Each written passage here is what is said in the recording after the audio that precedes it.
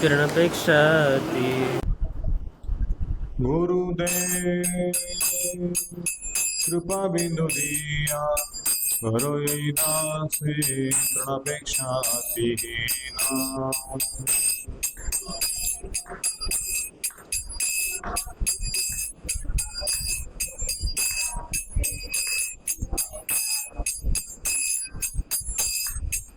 सकल सहाने बल दिया करो निज माने सुहाईना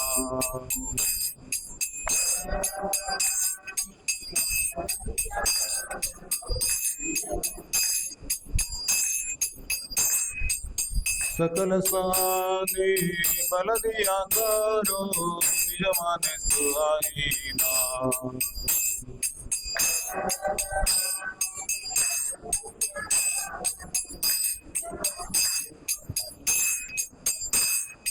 सकल समान करते शताति देहनाथ यथायाथा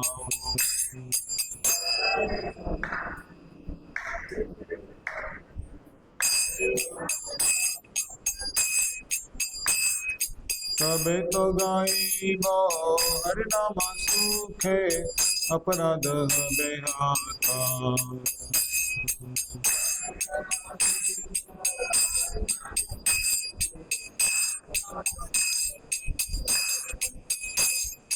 कबे है न कृपा लाभिया जाना कृतार्थ होई बेनाथा कबे है न कृपा लाभिया जाना कृतार्थ होई बेनाथा शक्ति बुद्धि अति दीना कर मोरे आत्मसात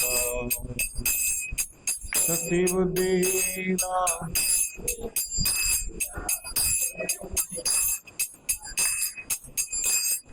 शक्ति बुद्धि अति दीना कर मोरे आत्मसात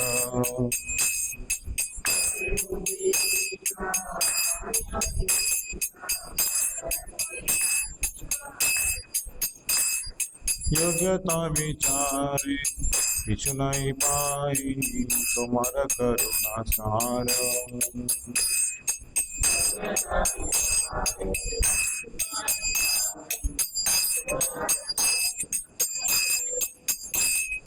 योग्यता विचारे किछु नहीं पाई तुम्हारा करुणा सार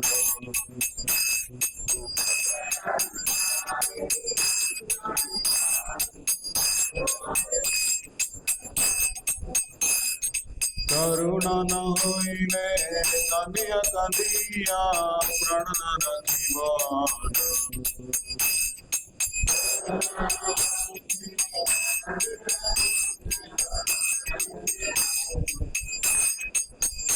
गुरु ने कृपा बिंदु दिया करो दासे अपेक्षा की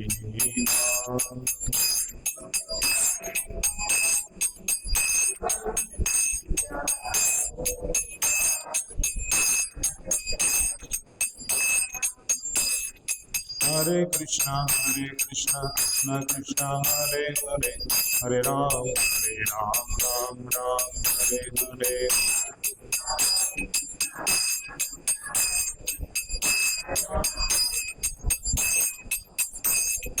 हरे Krishna Krishna Krishna Hare Hare Hare Ram Ram Ram Hare Hare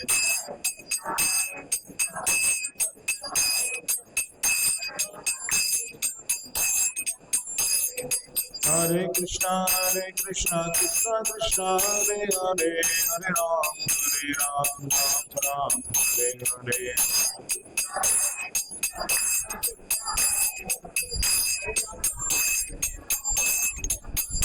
Hare Krishna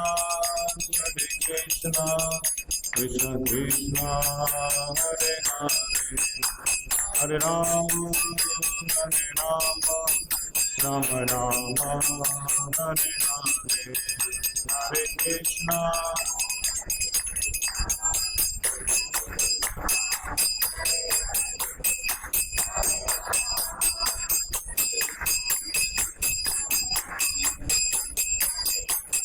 Hare Krishna Krishna Krishna Hare Hare Hare Rama Rama Rama Hare Hare Hare Krishna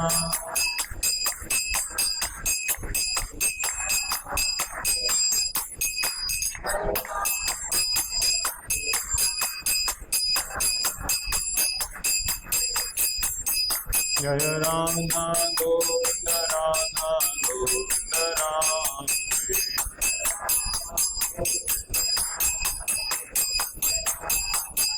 Jaya Gauranitai Gauranitai Gauranitai Jaya Gauranitai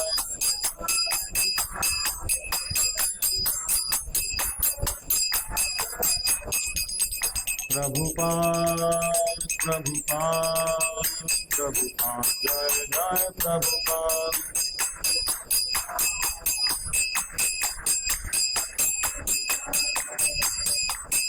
Nitai Gaur Hari Bol Hari Bol Hari Bol Nitai Gaur Hari Bol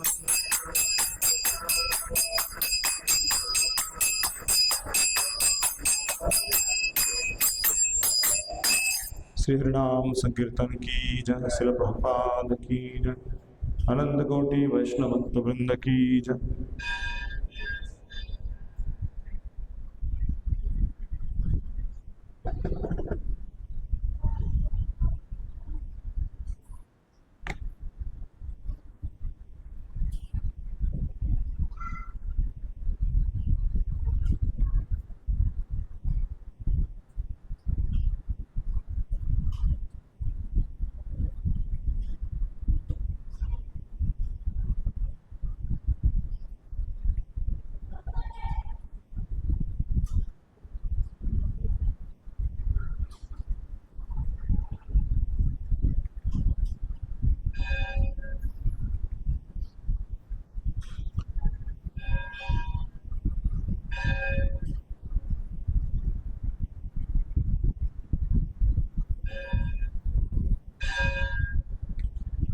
सबको दिखता है screen पे? पढ़ने के लिए थोड़ा आगे आके बैठिए, अगर दिखता है तो ठीक है। ओम नमो भगवते वासुदेवाय।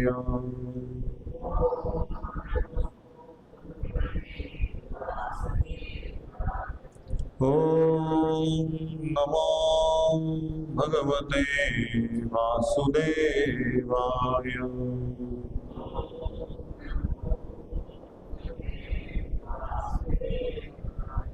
ओम नमो भगवते वासुदेवाय।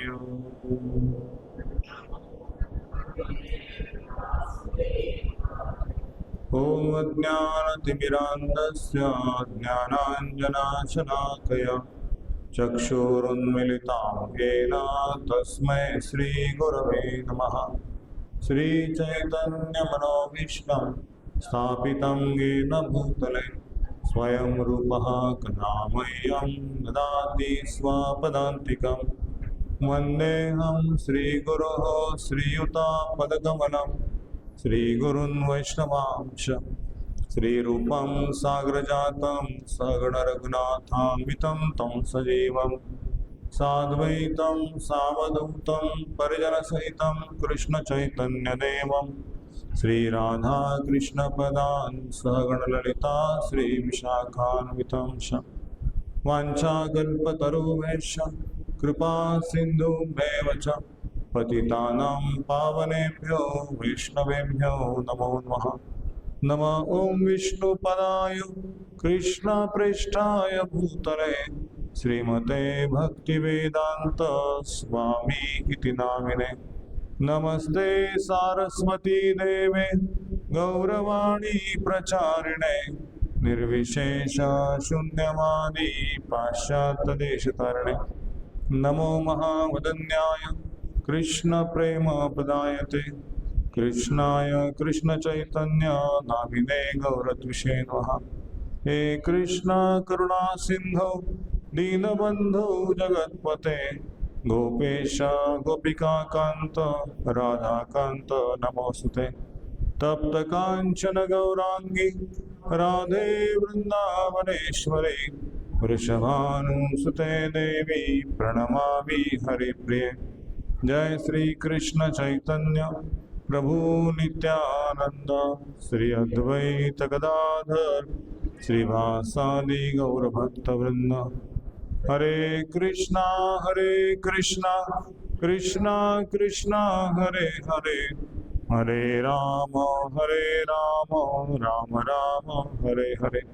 हरे कृष्णा कृष्णा कृष्णा हरे हरे हरे राम राम राम हरे हरे।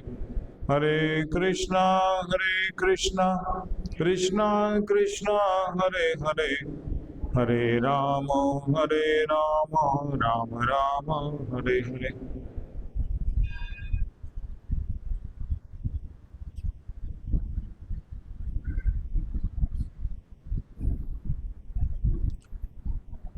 आज के साप्ताहिक सत्संग में आप सबका हार्दिक स्वागत है।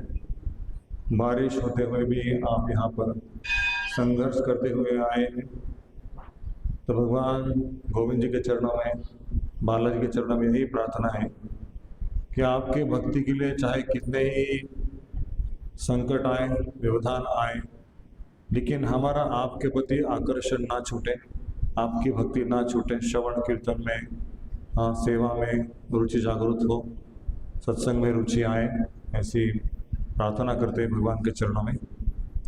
तो आज का विषय मैं लेके आया हूँ, क्रोध के ऊपर नियंत्रण कैसे करना है।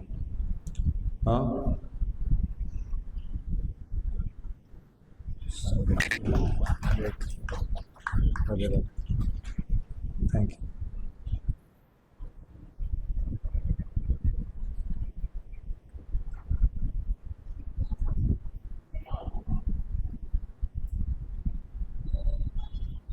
सबको क्रोध आता है कि नहीं? सब क्रोध के वशीभूत है ना? कोई क्रोध से मुक्त यहाँ पे है ऐसा तो सुन नहीं पाएगा। मैं तो क्रोध से मुक्त हूँ, मुझे क्यों सुना रहे हैं, है ना? तो हम सब लोग क्रोध के वशीभूत हैं और क्रोध के कारण ही मानसिक स्थिति जो है हमारी दुखी हो जाती है। क्योंकि कहा जाता है कि एक बार मुख से छुड़ा हुआ शब्द और जो धनुष्य है, धनुष्य से छुड़ा हुआ तीर वापस नहीं आ सकता, है ना? तो मनुष्य को बहुत संभाल के विचारपूर्वक शब्दों को दोहराना चाहिए, है ना? तो क्योंकि शब्द ही शस्त्र के समान है। यदि हम शब्दों को समझेंगे नहीं, कौन सी भाषा में कौन से व्यक्ति को किस तरह संबोधन करना है, तो हम दूसरों को नहीं, अपने आप को ही हानि पहुँचाएंगे। दूसरों के लिए तो क्रोध जताना, उनके ऊपर गुस्सा करना, तो भगवान छोड़ेंगे नहीं हमको, क्योंकि हमने दूसरों को तकलीफ देने का, उसकी मन शांति नष्ट करने का काम किया है। तो हमारी मन शांति भी नष्ट करने वाला कोई ना कोई जन्म लेगा। तो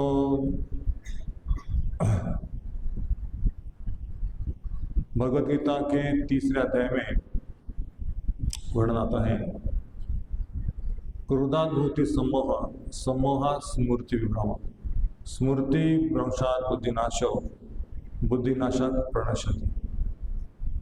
कि क्रोध के कारण मोह उत्पन्न होता है, या कहो कि मोह से क्रोध आता है। जब किसी चीज़ को प्राप्त करने की मन में तीव्र इच्छा है और वो प्राप्त नहीं होती है, या कोई हमारा सुनता नहीं है, तो हमें उसके प्रति क्रोध आता है। बच्चों के प्रति भी क्रोध होता है ना, माता को एक चाटा लगा दूंगी, उसको भी सुनता नहीं है, चुप बैठो, ये उठाना नहीं, वो उठाना नहीं, एक चटा लगा दूंगी। वो गुस्सा अच्छा है माता का बच्चे के प्रति, लेकिन वो गुस्सा पिता के ऊपर बच्चे का, या भाई के ऊपर भाई का, या दूसरों के ऊपर कोई पड़ोसी है उसके ऊपर गुस्सा करना, ये मनुष्य के लिए हानि पहुंचाता है। और इस जगत में क्रोध के ही कारण मुझे लगता है कि बहुत सारे युद्ध हैं, जाति जाति में युद्ध हैं, देश देश में युद्ध हैं, मनुष्यों में भी ईर्ष्या द्वेष के कारण युद्ध है। तो अलग अलग स्तर पर यह क्रोध का प्रकटीकरण होता है। भारत पाकिस्तान के समय भी इसी कारण क्रोध आया था कि किसी व्यक्ति ने हमारे ही लोगों को जान ले ली, उनकी बंदूक से उड़ा दिया। तो क्रोध होना स्वाभाविक है, लेकिन ऐसा नहीं हो सकता कि हम क्रोध से मुक्त हो जाएंगे। तो क्रोध का उपयोग कैसे करना चाहिए गीता हमें सिखाती है। क्रोध का उपयोग हमें जब भक्तों के ऊपर कोई आक्रमण करता है, भगवान के मंदिरों के ऊपर कोई आक्रमण करता है, तभी हमें क्रोध का उपयोग करना चाहिए। ना कि देखो अर्जुन ने और हनुमान जी ने क्रोध का उपयोग किया। हनुमान जी ने किस तरह क्रोध का उपयोग किया? जब रावण ने सीता को चुरा के लेके गया, किडनैप किया, तभी हनुमान जी सीता की खोज में चले गए ना। तो क्रोध के कारण लंका को जला दिया, पूरी लंका भस्मसात कर दी। तो क्रोध का उपयोग कैसे करना है, कौन से व्यक्ति पर करना है, ये बहुत ही इंपॉर्टेंट है। अगर माता को क्रोध नहीं आता है बच्चे के प्रति, तो बच्चे को अच्छी आदतें नहीं लगेगी। क्रोध होना चाहिए, लेकिन माता ने अपने ही पिताजी के ऊपर क्रोध किया तो चलेगा क्या? नहीं चलेगा, पिता के ऊपर क्रोध नहीं हो सकता। तो माता का कर्तव्य है कि अपने ऊपर डिपेंडेंट जो है उनको शिस्त लगाना है ना। इस पीपीटी है,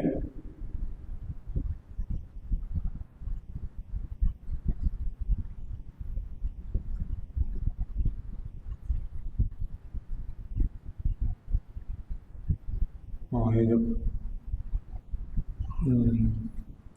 हम पहले अपने गीता से चर्चा करेंगे, बाद में पीपीटी के ऊपर आएंगे। ये श्लोक मेरे पीछे दोहराओ। श्री भगवान उवाच काम एष क्रोध एष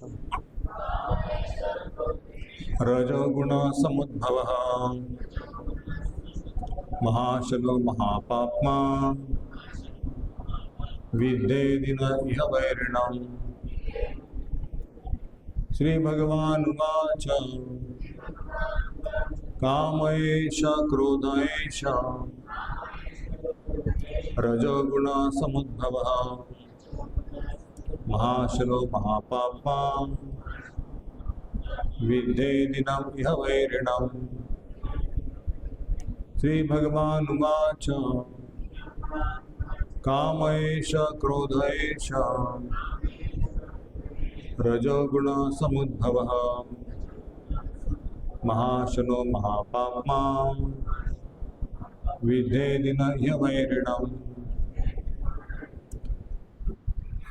श्री भगवान ने कहा, हे अर्जुन, इसका कारण रजोगुण के संपर्क से उत्पन्न काम है, जो बाद में क्रोध का रूप धारण करता है और जो इस संसार का सर्वक्षी पापी शत्रु है। जब जीवात्मा भौतिक सृष्टि के संपर्क में आता है तो उसका शाश्वत कृष्ण प्रेम रजोगुण की संगति से काम में परिणत हो जाता है, अथवा दूसरे शब्दों में ईश्वर प्रेम का भाव काम में उससे बदल जाता है, जिस तरह इमली के संसर्ग से दूध दही में बदल जाता है। और जब काम की संतुष्टि नहीं होती तो यह क्रोध से प्रेरित हो जाता है। क्रोध मोह में, और मोह इस संसार निरंतर बना रहता है। अतः जीवात्मा का सबसे बड़ा शत्रु काम है, और यह काम ही है जो विशुद्ध जीवात्मा को इस संसार में फंसे रहने के लिए प्रेरित करता है। क्रोध तमोगुण का प्राकट्य है। ये गुण अपने आप को क्रोध तथा अन्य रूप में प्रकट करते हैं। अतः यदि रहने तथा कार्य करने की विधियों द्वारा रजोगुण को तमोगुण में न गिरने देकर सतोगुण तक ऊपर उठाया जाए तो मनुष्य को क्रोध में पतित होने से आध्यात्मिक आसक्ति के द्वारा बचाया जा सकता है। अपने नित्य वर्धमान चिदानंद के लिए भगवान ने अपने आप को अनेक रूप में विस्तारित कर लिया है। जीवात्माएं इनके इस चिदानंद के ही अंश है, उनको भी अंश स्वतंत्रता प्राप्त है, किंतु अपनी स्वतंत्रता का दुरुपयोग करके जब से वे सेवा को इंद्रिय सुख बदल देती हैं तो वे काम की चपट में आती हैं।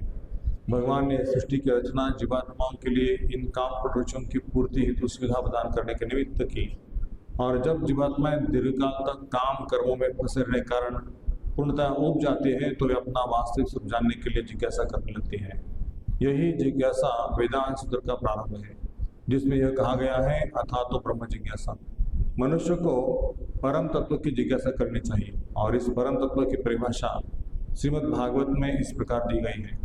जन्मादस्य तो अन्वय तरस्य सार्थयामि के स्वराट। सारे वस्तुओं का उद्गम परब्रह्म है तथा काम का उद्गम भी परब्रह्म से हुआ।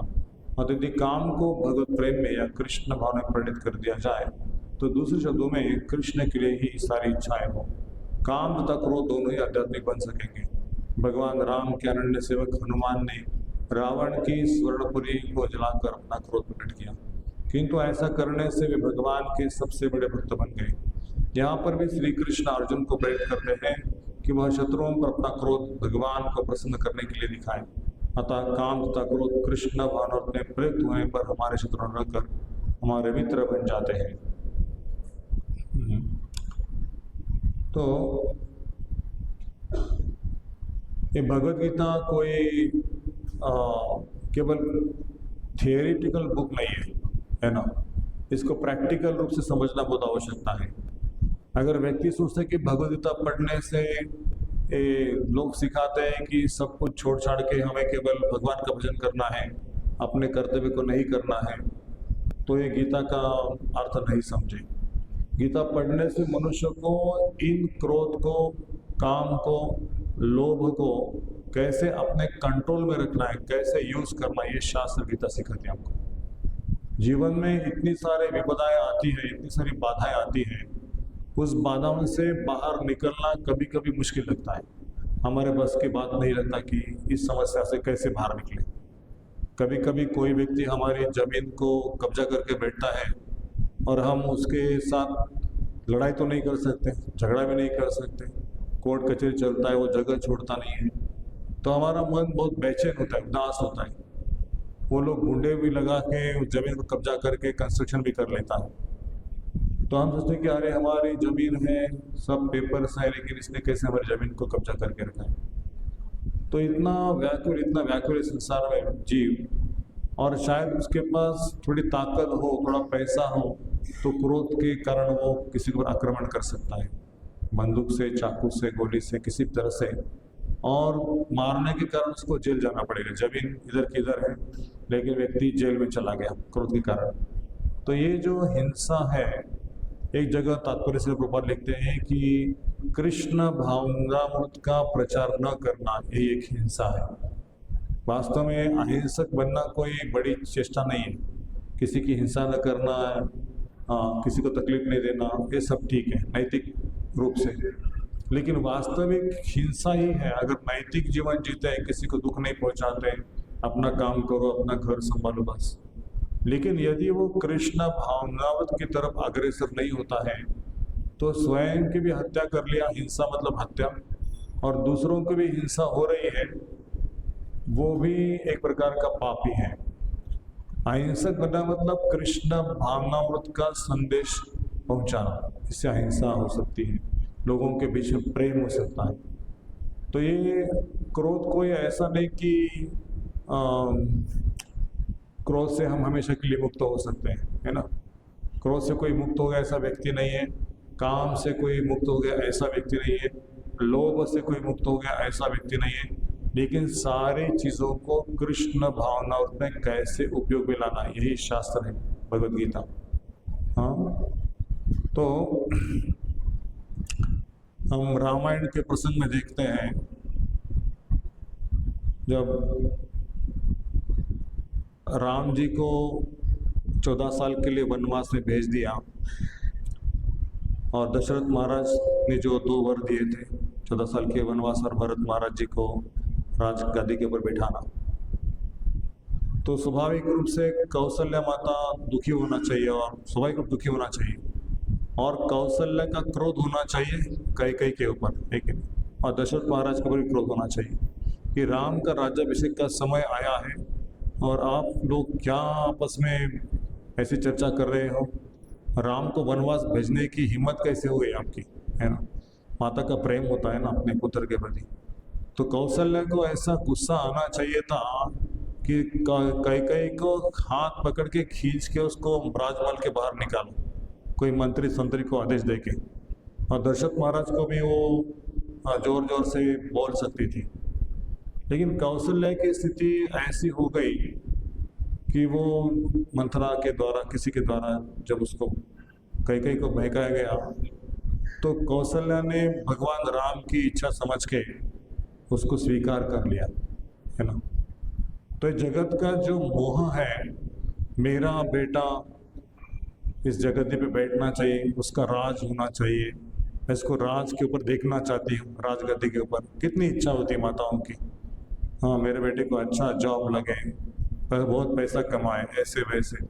लेकिन कौशल्य के जीवन में जब तपस्या करने राम ने आशीर्वाद लेने के लिए चला गया, हाँ माता के आंखों में आंसू तो आएगा, आंसू तो आ गए, लेकिन कि मैं आपके साथ चलती हूँ। बोले माता मेरे साथ मत आओ, जंगल में रहना है और ये क्षत्रिय लोगों का काम है हिंसा करना, अपना में रहना, लेकिन आप महल में रहो।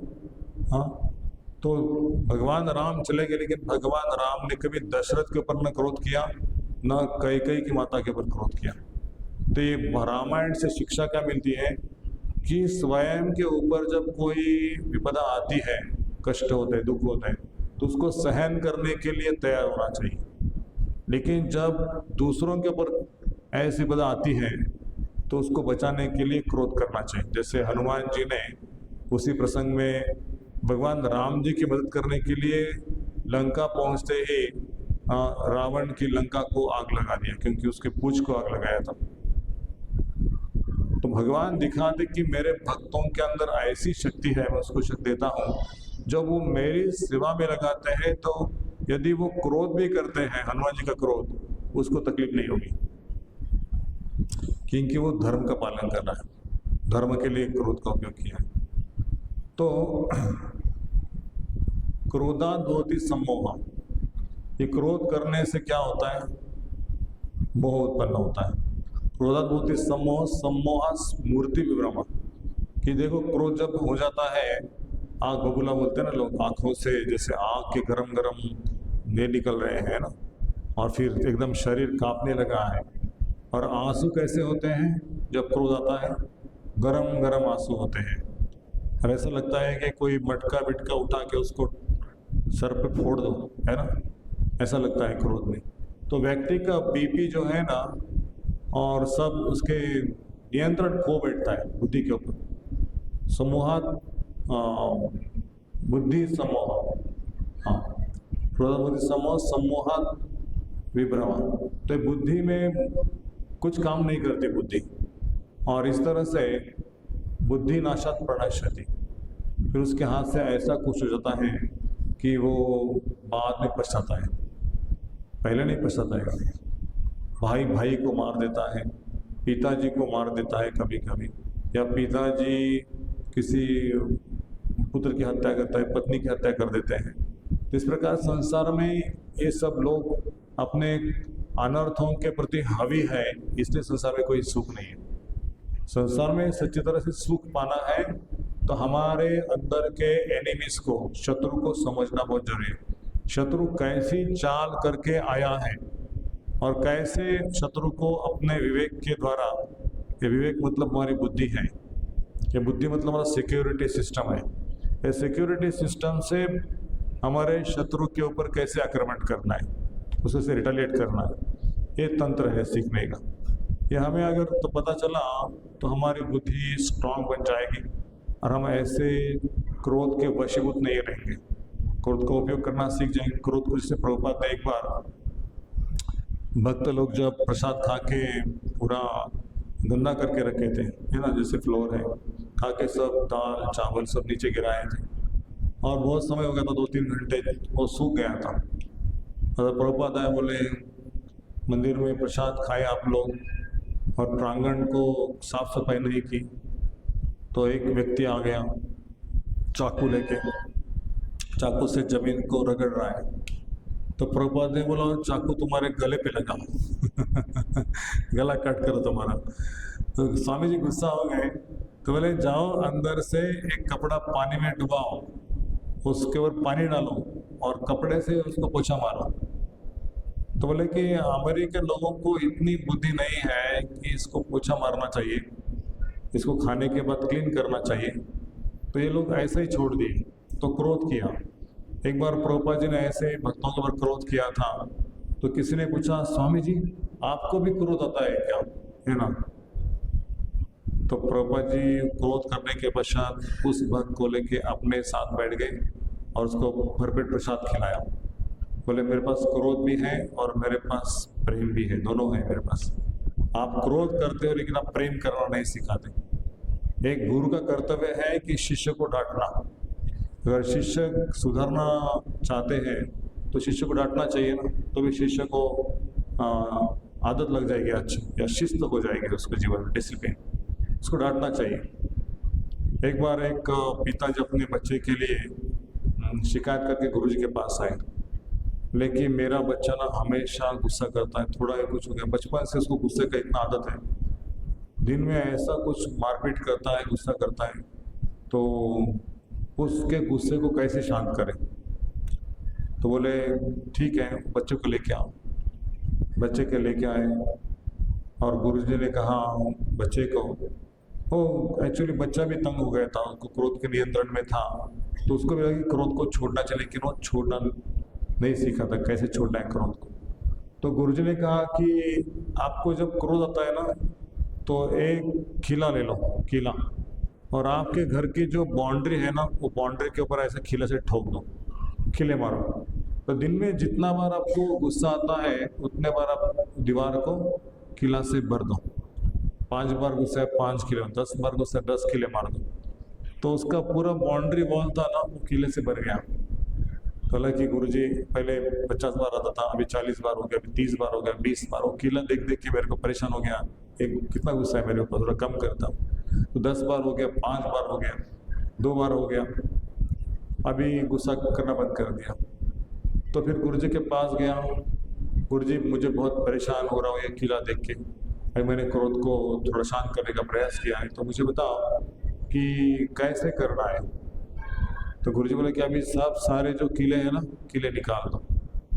किला निकाल दिया। तो बोले अभी दीवार में जो किले थे उसके जो होल्स है, वो होल को आप क्या करो, सीमेंट वगैरह कुछ लगा के उसको बंद करो। तो वो सीमेंट वगैरह सब मिक्सर करके उसको बुझाने का प्रयास कर, लेकिन वो अच्छा नहीं दिखा। वो बुझाने के बाद भी वो दीवार जो थी उसके निशाने वैसे ही थे, क्रोध दिखाई दे रहा था।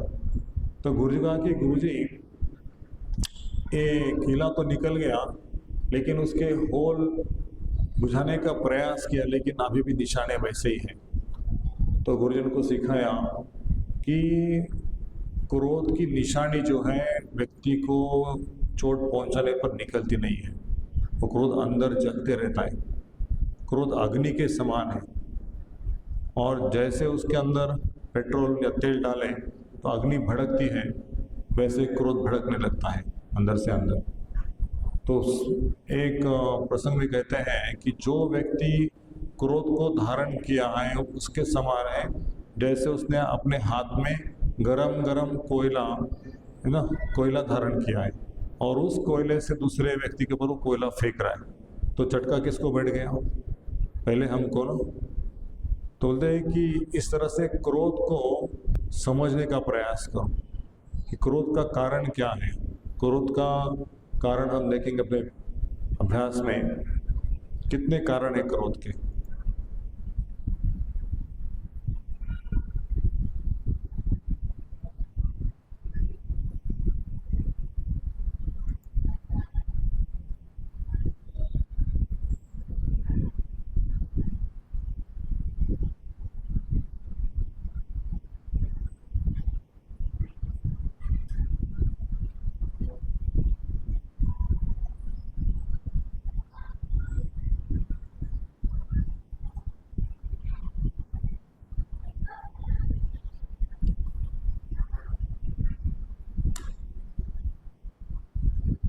पहला कारण है कि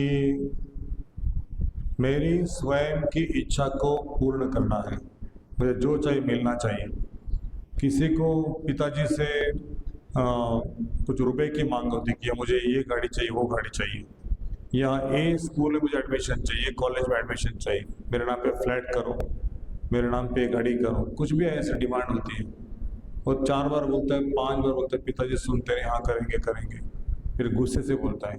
कितनी बार बोलना आपको, आपने अभी तक गाड़ी नहीं, दूसरे बच्चों को बड़ी बड़ी गाड़ी है, मेरे को इतनी फालतू गाड़ी आपने दे दी, मेरे नाम पे कुछ प्रॉपर्टी नहीं है, मैं स्ट्रगल कर रहा हूँ, आपको हंसी आ रही है। ऐसे करके वो पिताजी के नाम पर इतना गुस्सा करता है।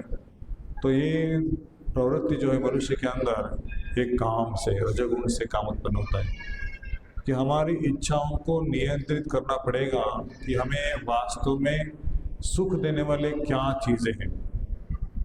या फ्लैट सुख दे सकता है, गाड़ी सुख दे सकती है, या और कोई सामान, फर्नीचर, इसे सुख मिल सकता है। बहुत सारे लोग इसके ऊपर आश्रित हैं, भौतिक चीज़ों के ऊपर आश्रय लेके उससे सुख आजमाने का प्रयास करें, और जब वो पूर्ण होता नहीं है तो दोनों के बीच में गड़बड़ होती है, हाँ, झगड़ा होता है, और उसका परिणाम होता है डाइवोर्स। आज की दुनिया में मेरे नाम पे प्रॉपर्टी नहीं, मेरे नाम पे फ्लैट नहीं है, ये पैसा कहाँ जाता है, मेरे नाम पे पैसा रखो कुछ। एक व्यक्ति मेरे से मिलने आया तलेगांव से, बोला प्रभु जी मेरे पत्नी ने कहा कि ये जो फ्लैट है ना मेरे नाम पे करो और 5 लाख रुपए मेरे बैंक में डालो तो मैं आपके साथ में रहूँगी। तो मैंने कहा कि इसका कोई सोल्यूशन नहीं है। वो फ्लैट करने से भी दुखी होगी, 5 लाख रुपए करने से दुखी होगी, क्योंकि उसको सेवा का भाव नहीं है। तो अगर वो छोड़ के चली गई, उसके पश्चात रोते रोते मेरे पास आया, क्या करना प्रभु जी। मैंने बोला इसका कोई सोल्यूशन नहीं है कि पैसा देने से सुखी होंगे, उनको प्रेम मालूम नहीं है। जब प्रेम करना सीखेंगे तभी लगे वस्तु में प्रेम नहीं है, व्यक्ति में प्रेम है, व्यक्ति को प्रेम करना चाहिए। उसके बाद बोला कि प्रभु जी मैं बहुत दुखी हूँ, कुछ कर नहीं पाता। वो तो कमाती है, मैं भी कमाता हूँ, लेकिन घर उसने कुछ पेपर्स लेके गई है, घर के पेपर उसके पास है, कुछ सोना उसके पास है, और मैं अकेला हूँ घर में, बच्चे को भी लेके गई। संसार में इतना खेद, इतनी निराशा, इतना विचित्र वातावरण है, और खास करके हिंदू समाज में, पढ़े लिखे लोगों के जीवन में, क्योंकि नीतिमत्ता खो गए हैं, संस्कार खो गए हैं। क्या हम जीवन में एक साथ जीने के लिए, जिम्मेदारी उठाने के लिए आए हैं, सुख देने के लिए आए हैं एक दूसरे को, लेकिन उसका अगर विचार नहीं करते कि मैं सुखी होना चाहता हूँ, बाकी भाड़ में जाए, मेरी सिक्योरिटी इंपॉर्टेंट है। तो इसी कारण इंद्रिय भोग की प्रवृत्ति है जो ना, इस गीता में कहा है आवृत्तम ज्ञान विद्यन ज्ञान नित्यविरण काम रूपेण कौंत्य दुष्प्राण रहना चाहिए। इसको बुद्धि का आवृत्त करती प्रवृत्ति, समझ में नहीं आता कि क्या हो रहा है। ये जीव की इंद्रिय तृप्ति की प्रवृत्ति है ना, वो शत्रु के रूप में है, उसका नित्य शत्रु के रूप में वास करती है, और जब एक कंट्रोल में नहीं तो वही शत्रु उसका अटैक कर देता है। अभी नहीं समझता, 30 साल के बाद, 40 साल के बाद, अभी 20 की उम्र है, लेकिन 30 साल के 50 हो जाएंगे तो 50 में जिम्मेदारी, जवानी में क्या समझता है ना, पैशन में होता है तो क्रोध करके, झगड़ा करके। जैसे एक उदाहरण है कि एक वकील थे, उनका 2 मंजिल का घर था और 2 बेटियां थी, एक बेटी यूएस में थी, एक बेटी बॉम्बे में थी, और ये अच्छे वकील थे, 3 ही लोग, लेकिन इतना बड़ा बिल्डिंग था, इतने रूम थे, नीचे कमरे किराए पे दिए, ऊपर कमरे किराए पे दिए, इतना बड़ा मकान, बहुत पैसा कमाया था। तो एक बार इस व्यक्ति को गुस्सा आ गया, और गुस्सा पति पत्नी के बीच में झगड़ा होता है, तो उसने बोला कि तुम्हारी ज़रूरत नहीं मुझे, चली जाओ यहाँ से। तो पत्नी को लगा कि अच्छा चली जाओ, चल जाती हूँ। बॉम्बे चली गई अपनी बेटी को लेके साथ में, और पश्चात ये व्यक्ति 8 दिन उसको लगे वापस आएगी, आज नहीं कल आएगी, तो वापस आने का नाम है नहीं। 6 महीना निकल गया, 8 महीना निकल गया, तो वो दुखी होकर मंदिर में आ गया, और मुझे बोला कि प्रभु जी मैं इतना बड़ा प्रॉपर्टी कमाया, इतना बड़ा घर बनाया, लेकिन मेरी पत्नी मेरे को छोड़ के चली गई, और मेरी गलती उसमें कि मैंने गुस्से से कह दिया था कि तुम्हारी ज़रूरत नहीं, चली जाओ घर से, अभी निकलो, ये मेरा घर है, इधर से निकलो। तो सामान लेके चली गई। बड़ी बेटी यूएस में है लेकिन वो फ़ोन नहीं उठाती, फ़ोन नहीं करती। अब इसको समझाने जाओ तो वो आने के लिए तैयार नहीं है। तो इतना छोटा सा रीज़न होता है लेकिन गुस्से से व्यक्ति आग बबूला हो जाता है और अपनी जीवन में संघर्ष चालू होता है। तब एक पति पत्नी थे और रोज़ाना पेस्ट करते ना हम लोग टूथपेस्ट से, जैसे टूथपेस्ट चला, दोनों एक ही टूथपेस्ट था घर में। तो कई बार पत्नी को बोला था कि आप टूथपेस्ट यूज़ करती है ना तो टूथपेस्ट पीछे से दबाओ, बीच में मत दबाओ, पीछे से यूज़ कर करके उसको निकालो।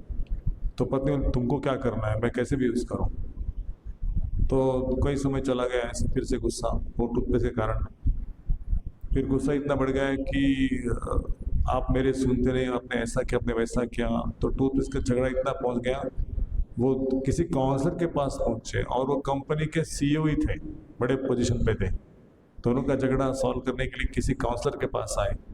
तो काउंसलर रीज़न क्या है, बोले टूथपेस्ट रीज़न है। ये सुनती नहीं, अभी हमने डाइवोर्स फाइल जारी किया है, हम उनके साथ में नहीं रहेंगे। तो वो चली गई घर छोड़ के। डाइवोर्स के लिए उसको पैसे देना पड़ा, 20, 25, 30 लाख जो भी है। तो हमारे काउंसलर ने बोला कि अरे आपको इतना बुद्धि नहीं है, एक दूसरा टूथपेस्ट ला के उनको दे देना, कैसे भी यूज़ करो, तुम्हारा टूथपेस्ट अलग, उनका टूथपेस्ट अलग, क्यों झगड़ा कर रहे हो टूथपेस्ट के कारण। तो इतना सिंपल बात था लेकिन वो टूथपेस्ट के कारण उनका झगड़ा डाइवोर्स के रूप में बदल गया और 30 लाख रुपए उनको भुगतना पड़ा। तो हमारे काउंसलर बता रहे थे कि संसार में लोगों के पास विवेक नहीं है, आध्यात्मिक बुद्धि नहीं, आध्यात्मिक इंटेलिजेंस नहीं है। और जब किसी के ऊपर प्रभुत्व करने की इच्छा है तो व्यक्ति माया के वश हो जाता है। माया उसको पूरा निचोड़ के रखती है, उसका जीवन उद्ध्वस्त करती है। इसलिए हमें पहले तो हमारे स्वयं की इच्छा को त्यागना चाहिए। दूसरों को मैं कैसे हेल्प कर सकता हूँ, उनकी कैसे मदद कर सकता हूँ, उनको कैसे सुखी रह सकता हूँ, इस भावना से अगर हम संसार में जीवन यापन करेंगे तो भगवान आपकी रक्षा करेंगे। पहले का ज़माना था, ठीक है, उसमें अध्यात्म का इतना बोला बोला नहीं था, घर में अपना ड्यूटी करके संसार को चलाते थे नैतिक रूप से। लेकिन आज नीतिमत्ता नहीं है, धर्म भी नहीं है, न आध्यात्मिकता का पालन है, न देवता का पूजा है, न पूजा अर्चा है। घर में कुछ समय निकाल के एक साथ कोई फंक्शन में बैठते हैं, बातचीत करते, सेवा करते, ऐसा कुछ नहीं है। तो इसलिए संसार में इतने कष्ट, इतना मुश्किल हो गया जीवन जीना कि हमेशा मन उदास है। हमारी सुनो, हमारी सुनो, हमारी तरफ ध्यान दो, हमारी तरफ ध्यान दो। क्या ध्यान देने की जगह, आपको कोई ऐसा छंद नहीं है जिसके कारण आपका मन प्रसन्न हो सके। पढ़ने का छंद है, सुनने का छंद है, कुछ डिज़ाइन पेंटिंग करने का छंद है, ऐसे कुछ छंद ही नहीं। जो कुकिंग का छंद है, अच्छा अच्छा कुकिंग करना, ड्रेसिंग करना या ना घर को सजाना, ऐसे लोगों के जीवन में उदासी है क्योंकि सेवा का भाव नहीं है। इसलिए मनुष्य को एंगेज रहने के लिए कहा है। अगर उसका माइंड एंगेज है तो उसका मन फ्रेश रहेगा, क्योंकि एंगेज मतलब सेवा में एंगेज है, उसको ऐसा खालीपन नहीं लगेगा। कहते खाली दिमाग शैतान का घर है ना, कुछ ना कुछ को रीज़न चाहिए। एक बार एक बड़े लेखक हैं मनोज आम्बी करके, तो उन्होंने अपने कॉलेज में, उसकी एक फ्रेंड थी, उन्होंने किताब लिखा है इमोशनल हाईजैक करके। उसके पश्चात वो फ्रेंड को मिले बहुत साल के पश्चात, तो उस फ्रेंड का स्वभाव ऐसे था कि कॉलेज में ही उसको बहुत गुस्सा आता था, है ना। तो उसको मिलने के पश्चात बोले कि अरे कि आपने शादी किया? हाँ किया। तो आपका संसार ठीक चल रहा है? बोले हाँ ठीक चल रहा है, कोई प्रॉब्लम नहीं। बोले आपका स्वभाव तो मिर्ची के जैसा था, एकदम तड़का होता है ना, मोहरी का तड़का, राई का तड़का, ऐसे तड़तड़ तड़तड़ करने वाली आप थी। आपका जीवन में झगड़ा नहीं होता पति से? आप कैसे उसके साथ रहती? कितने साल हो गए शादी करे? हो गए 25 साल शादी, तो फिर भी ठीक चल रहा है संसार? बोले हाँ ठीक चल रहा है। तो कैसे अपने पति के साथ जमाया? गुस्सा कैसे नहीं आता? बोले गुस्सा तो सबको आता है ना, गुस्सा कैसे नहीं आता? गुस्सा आता है, लेकिन हमने क्या किया, कोडिंग सिस्टम कर दिया। मैं भी ऑफिस जाते, वो भी ऑफिस जाते हैं, तो हमारा अगर कुछ एक दूसरे के साथ कुछ जमा नहीं, उस दिन कुछ उसको डिमांड है, मुझे कुछ डिमांड है, और ऑफिस में मेरा बहुत टेंशन के कारण मन ठीक नहीं है, कुछ गुस्सा हो गया है, तो हमने किचन के पास ऐसे रूमाल ला के रखा है, वाइट, येलो, ब्लू, रेड। अभी मेरा मूड ठीक नहीं तो मैं वो हैंडकरचिप वहाँ पे रख दूंगी टांग के। अरे मैडम का आज मूड ठीक नहीं है, आज ये चीज़ को डिमांड नहीं करना है, आज कुछ बोलेंगे तो गुस्सा आएगा, फिर कभी उसको बोलना है। अब मूड अच्छा है तो वाइट हैंडकरचिप या ग्रीन हैंडकरचिप, ऐसे हैंडकरचिप समझते हैं कि आज मैडम खुश है, कुछ आइटम बना दो। तो इस तरह से, या कुछ सब्जी में नमक ज़्यादा हो गया, या रोटी कच्ची पक्की हो गई, कुछ बोलना नहीं, खा के ले लेगा शांति से नहीं तो गुस्सा आएगा तो बाद में संडे जब आएगा तो संडे के दिन अपने बेडरूम में जाके दोनों विचार विमर्श करेंगे, पिछले हफ्ते क्या कठिनाई हो गई थी आपको, तो आपने हैंडकरचिप रेड लगाया था, 2 बार लगाया था, एक ही बार वाइट दिखाई दिया, तो वो समझाएगी आज ना ऐसा हो गया, ऑफिस में फाइनेंस का मीटिंग था, ऐसा हो गया, वैसा हो गया, फिर बॉस गुस्सा किया तो मूड ही नहीं आज कुछ करने का। तो बोलते हैं कि हम बच्चों के सामने कभी गुस्सा नहीं किए, बच्चों के सामने गुस्सा करते हैं तो एक गलत इंप्रेशन आ जाता है उसके ऊपर, मम्मी पापा का जमता ही नहीं है, हमेशा झगड़ा करते हैं, उनके ऊपर मायूसी छा जाती है, उनका फ्रेशनेस निकल जाता है, घर में वातावरण बदल जाता है।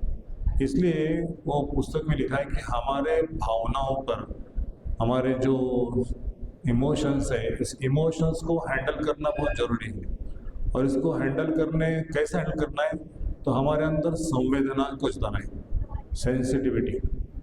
अगर हम सेंसिटिविटी लॉस्ट हो गए तो हमारा शब्द के ऊपर नियंत्रण नहीं होगा। ऐसे बंदूक होती है ना, AK-47, खट खट खट खट खट खट खट खट, तो वैसे बंदूक चलेगी और फिर सामने वाला व्यक्ति परेशान हो जाएगा। और इसलिए कहते हैं कि ये कोई एकदम से गुस्सा नहीं आता।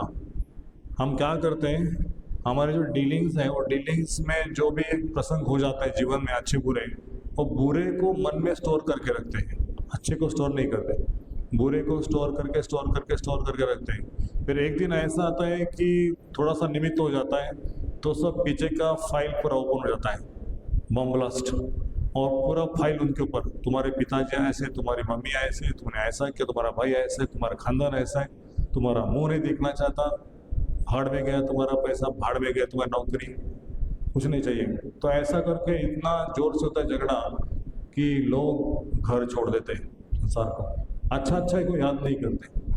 और इसलिए कि PNP फॉर्मेट क्या है, पॉजिटिव, नेगेटिव, पॉजिटिव। यदि किसी के बारे में कुछ बोलना है नेगेटिव, पत्नी के बारे में, पति के बारे में, तो पहले उसका गुणगान करो, क्या क्या अच्छा किया था उसको नोट डाउन करो, और फिर बोलो कि ना ये 2-3 पॉइंट है ना आपके जीवन में, वो थोड़ा एलिमिनेट किए, थोड़ा बाजू किए तो अच्छा रहेगा, बाकी सब कुछ अच्छा है, ये 2 चीज़ें मुझे अच्छी नहीं लगती, इसको आप थोड़ा सा मेरे सामने मत लाओ।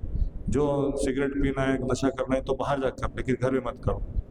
हाँ, आपको परमिशन दिया है, ऐसा नहीं कि तुम्हारा जप करना मुझे अच्छा नहीं लगता ये विपदा हो गई है।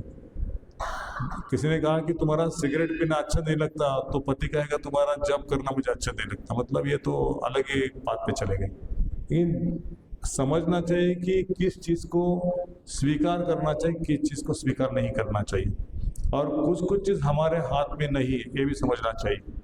अगर हम बार बार बोल के भी व्यक्ति सामने का समझ नहीं पा रहा है, इसको इग्नोर करना अच्छा है, उसको आदत डाल दो, इग्नोर करो, और अपने मन को इस तरह से लगा सुबह 8 बजे से लेके या 6 बजे से लेके रात को 10 बजे तक, कि आपको समय ना मिले कि उस व्यक्ति के जीवन में क्या चल रहा है। आप पूरा बिजी हो अपने शेड्यूल में, पढ़ना, सुनना, लिखना, कहीं बाहर जाके दूसरा सेवा करना, मंदिर में जाना, कथा सुनना, आने के बाद रात को सो जाना सेवा करके, तो क्या ऐसा समय नहीं मिलेगा झगड़ा होने के लिए। तो बोलते इस तरह से हमारे जीवन यापन को चलाना चाहिए ताकि हम अपने मिथ्या अहंकार को वश नहीं करेंगे। तो जो क्या कहते हैं इसको हिंदी में, अतृप्त कामना, कि हमारे मन में जितनी सारी इच्छा है, उस इच्छा को हम पूरा नहीं कर सकते, क्योंकि इच्छा अमर्याद है, उसे कोई सीमा नहीं।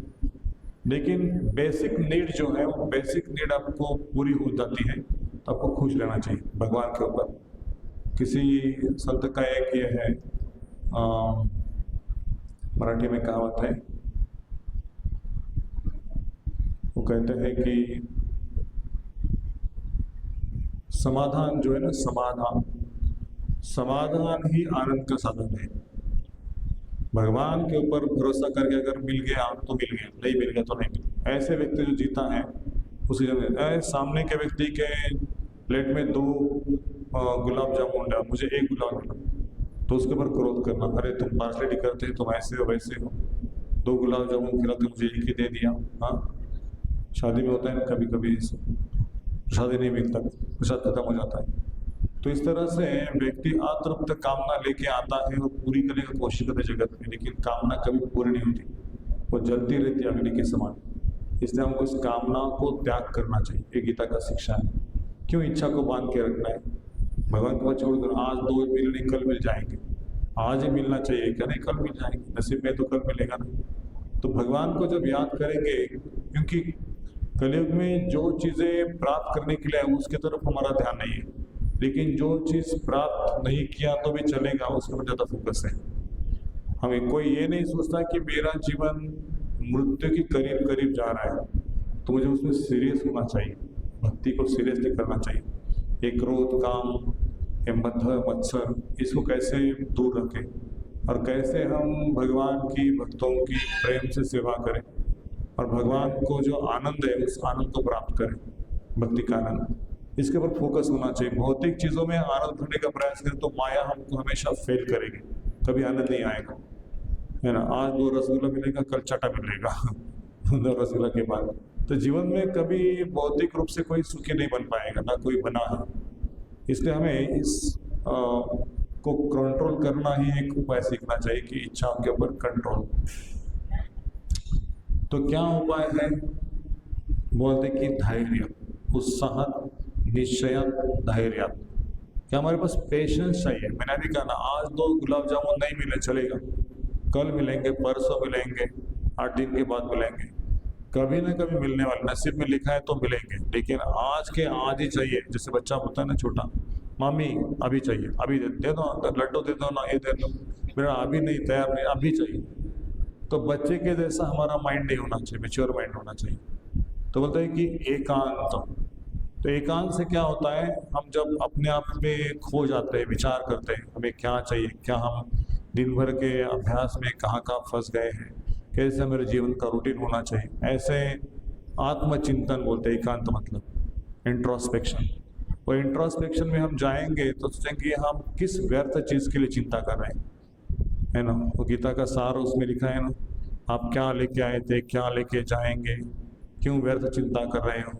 वो केवल इसके लिए नहीं लिखा है, वास्तव में हम उस परिस्थिति से गुजर रहे हैं हर दिन, और वही सोच रहे कि हम कुछ लेके जाने वाले हैं, कुछ चाहिए हमको, उससे संतुष्टि मिलेगी, नहीं कुछ संतुष्टि मिलने वाले है, इसलिए वो गीता का सार है। हाँ, चौकस बुद्धि का मतलब है सत असत विवेक बुद्धि। सत क्या है, असत क्या है। सत के पीछे लगना, असत को छोड़ देना।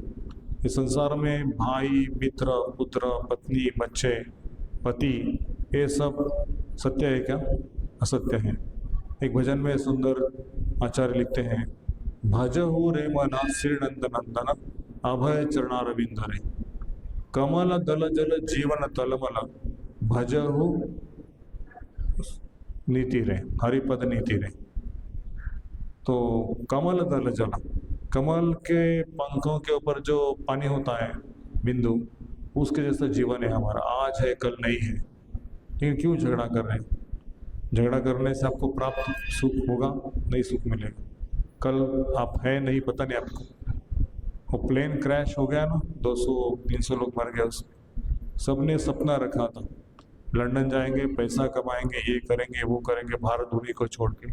कई ऑफिशियल लोग थे उसमें, जो भी है, लेकिन सबके सपने हैं। लेकिन कोई ये नहीं सोचता कि इस धरती से कभी भी हमको उठा के जाना पड़ेगा, आज का लास्ट डे हो सकता है। ऐसा हर दिन विचार करेंगे तो हम शांत रह सकते हैं। हाँ, तो हमारे पास जो भी स्किल्स है, एक्सपर्टीज है, वो सोचना है कि सब भगवान का दिया हुआ देन है, कभी भगवान ले सकते हैं, उसको निकाल सकते हैं। तो किस बात के लिए गर्व करना चाहिए? कोई गर्व नहीं करना चाहिए। भगवान कृपा से आया है, भगवान कृपा से किसी और के लिए उसका उपयोग होगा। तो हमारा कोई इसके ऊपर हक नहीं है। अनुकूल भावना दिखाएं। हमेशा हमारे माइंड को पॉजिटिव रखना चाहिए अनुकूल भावना से। दूसरा विचार करेंगे, नेगेटिव विचार करेंगे तो माइंड आपको उस व्यक्ति के प्रति क्रोध जताएगा। प्रतिकूल भावना से नहीं, उसके वाइब्रेशंस उसके हृदय में जाते हैं। उसके हृदय परमात्मा है ना, वो वाइब्रेशंस उसके हृदय में जाएंगे। वो बोलेगा हाँ वो व्यक्ति ऐसे बारे में सोच रहा है, मैं भी उसके बारे में ऐसा ही सोचता हूँ। तो इस कारण दोनों के बीच में संघर्ष जारी रहेगा। लेकिन एक व्यक्ति के वाइब्रेशंस पॉजिटिव जा रहे हैं तो अंदर का परम होता है आपके बारे में तो व्यक्ति अच्छा सोचता है, तो आपको भी उसके बारे में अच्छा सोचना चाहिए, अंदर से बुद्धि प्राप्त होगी। तुकाराम महाराज, एकनाथ महाराज का एक एग्जाम्पल मुझे याद आ रहा है। एकनाथ महाराज का नाम जब पूरे पैठण में हो गया कि नाथ महाराज ने अपने इंद्रियों के ऊपर, मन के ऊपर नियंत्रण प्राप्त किया है और सारे पैठण में ख्याति हो गई उनकी संत करके। तो एक व्यक्ति था जिन्होंने कि ऐसे कैसे हो सकते हैं, थोड़ी संत है, ये भोंदू है। तो नाथ महाराज हर दिन गोदावरी में जाते थे और स्नान करके आते थे, है ना। तो वो स्नान करने चले गए तो किनारे वो व्यक्ति खड़ा रहा और पान चबाते चबाते वो उनकी राह लेकर था। आएगा तो उनके अंग के ऊपर हम थूक लेंगे तो उनको क्रोध आएगा, पिटाई होगी, मैं भी उनको पिटूंगा। तो एकनाथ महाराज आ गए स्नान करके और उस व्यक्ति ने उनके ऊपर थूक डाली पान का चबा के। कुछ बोले नहीं, एकनाथ महाराज फिर से स्नान करने चले गए। दूसरी बार वैसे ही किया, तीसरी बार ऐसे किया, 10 बार किया, फिर भी कुछ फर्क नहीं पड़ा। शास्त्र में 100 बार किया। 100 बार करने के पश्चात भी एकनाथ महाराज स्नान करने ही चले जाते थे। तो उसके बाद वो व्यक्ति हताश हो गया, निराश हो गया, उनको चरणों में लेट गया। बोला महाराज जी, मैं चाहता था कि आपको क्रोध आए और आपकी जो असलियत है लोगों को पता चले कि महाराज ने क्रोध के ऊपर विजय प्राप्त नहीं किया है, बंधु है, संत नहीं है, तो आपकी मैं बदनामी करना चाहता था। तो बोले कि मुझे तो आपके ऊपर गुस्सा नहीं आया, मैं यही देखता रहा कि मुझे बार बार गोदावरी स्नान करने का आप मौका प्रदान कर रहे हो और मुझे बड़ी खुशी होती है कि गोदावरी स्नान करके मेरे पाप नष्ट हो रहे, मुझे भगवान करीब लाने का ये प्रयास है। तो जो व्यक्ति आपको दोषों के ऊपर आपको दिखा रहा है तो आपका वो मित्र है। तुकाराम महाराज का दिन का चगर आसावे शेजारी। आपके दोष दिखाने वाला कोई व्यक्ति है तो आप सौभाग्यशाली हैं। लेकिन कोई आपका दोष दिखाता नहीं, आपके अहंकार को ही बढ़ाता है, प्रभु जी आप बहुत अच्छे, प्रभु आप अच्छे हैं, तो आपको ऊपर चढ़ा के माया नीचे पटक देगी। इसलिए हमें हमेशा ऐसे भक्तों के संग में रहना चाहिए जो हमको सुधारने का प्रयास करते हैं, है ना। हमारा हाथ पकड़ के बोलते हैं ये करो वो करो, ये क्यों आज क्यों नहीं है कार्यक्रम को, ये सेवा ठीक से नहीं किया, ठीक से सेवा करो। तो दोष ढूंढने का अधिकार देना चाहिए, क्योंकि वो ही व्यक्ति होता है जो सच्चा मित्र है, जो हमको मदद करता है अपने अनर्थों के ऊपर विजय प्राप्त करने के लिए। अधिकार देना चाहिए। तो इतने स्तर के ऊपर हमें काम करना चाहिए।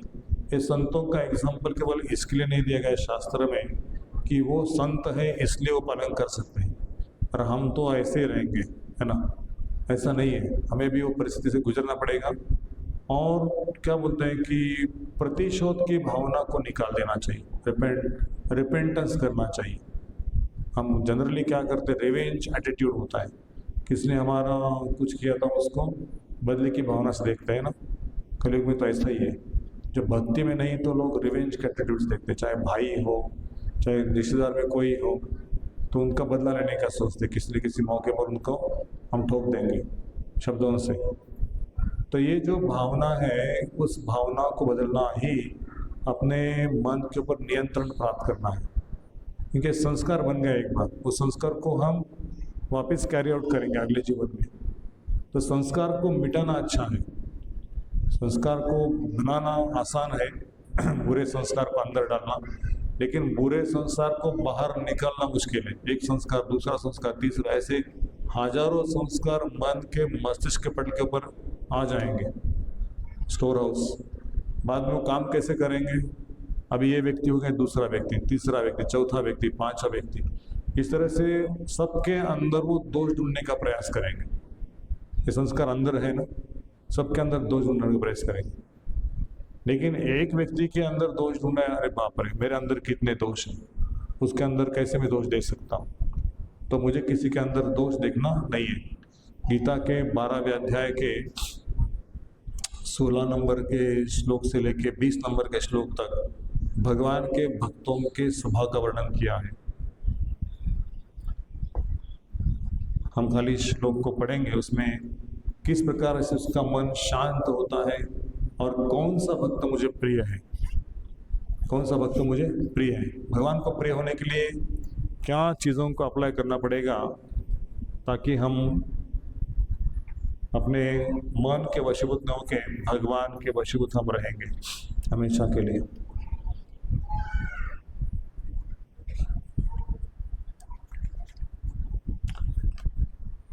देखिए,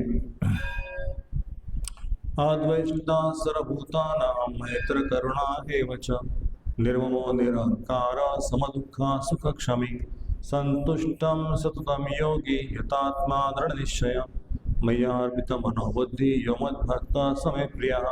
जो किसी से द्वेष नहीं करता लेकिन सभी जीवों का दयालु मित्र है, जो अपने को स्वामी नहीं मानता और मिथ्या अहंकार से मुक्त है, जो सुख दुख में संभाव रहता है, सहिष्णु है, सदैव आत्मतुष्ट रहता है, आत्म संयमी है, तब जो निश्चय के साथ मुझ में मन तथा बुद्धि को स्थिर करके भक्ति में लगा रहता है, ऐसा भक्त मुझे अत्यंत प्रिय। केवल एक ही ने डेफिनेशन दिया, और भी है। यस्मान्नुदिते लोको लोकान्नुदिते च हर्षामर्ष भयोद्वेगो यो मुक्तो यस्य मे प्रियः। जिससे किसी को कष्ट नहीं पहुंचता, हमारे से किसी को कष्ट हो रहा है तो भगवान को हम प्रिय नहीं होंगे। अरे वो ला के दो, ये ला के दो, हाँ मार्केट जाओ, ये करो वो करो, अभी तक मेरा कपड़ा नहीं धोया, अभी तक मेरा आयरन नहीं किया, मेरा बूट को पॉलिश नहीं किया। कितने लोगों को तकलीफ देते हैं जीवन में, सब आराम से चाहिए और टाइम पे चाहिए। तो लोग परेशान होते हैं आपकी सेवा करते हैं, तो वो समझते कि मैं इनको परेशान कर रहा हूँ। मैं जो चीज़ कर सकता हूँ मैं दूसरों को क्यों सेवा में लगा दूँ, ये पहला चीज़ है। जिससे किसी को कष्ट नहीं पहुँचता तथा जो अन्य किसी के द्वारा विचलित नहीं कहता, जो सुख दुख में भय तथा चिंता में समा रहता है, वह मुझे अत्यंत प्रिय है। अनपेक्ष सुचिर्दक्ष उदासीनो तथा पिता सर्वारंग परित्यागी यो मद्भक्त समय प्रियः। मेरा ऐसा भक्त जो सामान्य कार्यकलापों पर आश्रित नहीं है, सामान्य कार्यकलाप, जो शुद्ध है, दक्ष है, चिंता रहित है, समस्त कष्टों से रहित है और किसी फल के लिए प्रयत्नशील नहीं रहता, मुझे अतिशय प्रिय है। योग न हर्षति न द्वेष्टि न शोचति न कांक्षति शुभाशुभ परित्यागी भक्ति मान्य समय प्रियः। जो न कभी हर्षित होता है, न शोक करता है, जो न पछताता है, न इच्छा करता है तथा जो शुभ तथा अशुभ दोनों प्रकार की वस्तुओं का परित्याग करता है, ऐसा भक्त मुझे अत्यंत प्रिय है। और इसके नेक्स्ट जो श्लोक है उसमें क्रोध का उपयोग हो सकता है। क्रोध का मतलब क्रोध को हैंडल करने का तरीका भगवान सिखा रहे। क्या सिखा रहे? समो शत्रु च मित्रो च तथा मानयो शीतोष्ण सुख दुखेषु समसंगा विवर्जितः तुल्य निंदा स्थिरमौनि संतुष्टो येन केनचित् अनिकेत स्थिरमतिर्भक्ति मान्मे प्रियो नरः। जो मित्र तो शत्रुओं के लिए समान है। हमारा कोई शत्रु है तो उसके लिए हमारी भावना कैसे होनी चाहिए, भगवान सिखा रहे। तो भगवान को जब पौंड्रक ने कहा था कि ये असली कृष्ण नहीं है, ये नकली कृष्ण है, ये भगवान नहीं है, भगवान मैं हूँ, तो भगवान को क्रोध आना चाहिए था ना, अरे ये मुझे भगवान नहीं कहता, इसको तो अभी सुदर्शन से उसका सिर उड़ा देंगे। तो भगवान ने पौंड्रक को सहन किया कुछ समय तक, शिशुपाल को भी सहन किया, मतलब संभाव से देखा। जो मान तथा अपमान, शीत तथा गर्मी, सुख दुख, यश तथा अपयश में समभाव रखता है, जो दूषित संगति से सदैव मुक्त रहता है, जो सदैव मौन और किसी भी वस्तु संतुष्ट रहता है, जो किसी प्रकार के घर बार की परवाह नहीं करता, जो ज्ञान में दृढ़ है और जो भक्ति में संलग्न है, ऐसा पुरुष मुझे अत्यंत प्रिय है। भक्त सदैव कुसंगति से दूर रहता है। मानव समाज का यह स्वभाव है, कभी किसी की प्रशंसा की जाती है तो कभी उसकी निंदा की जाती है, लेकिन भक्त कृत्रिम यस्ता अपयश, दुख या सुख से उपद्रव होता है। वह अत्यंत धैर्यवान होता है, वह कृष्ण कथा के अतिरिक्त कुछ भी नहीं बोलता, अतः उसे मौनी कहा जाता है। मौनी का अर्थ यह नहीं कि वह बोले नहीं, अपितु यह कि वह अनर्गल आलाप न करे। मनुष्य को आवश्यकता पर बोलना चाहिए, और भक्त के लिए सर्वाधिक अनिवार्य वाणी तो भगवान के लिए बोलना है। भक्त समस्त परिस्थिति में सुखी रहता है। कभी उसे स्वादिष्ट भोजन मिलता है तो कभी नहीं, किंतु वह संतुष्ट रहता है।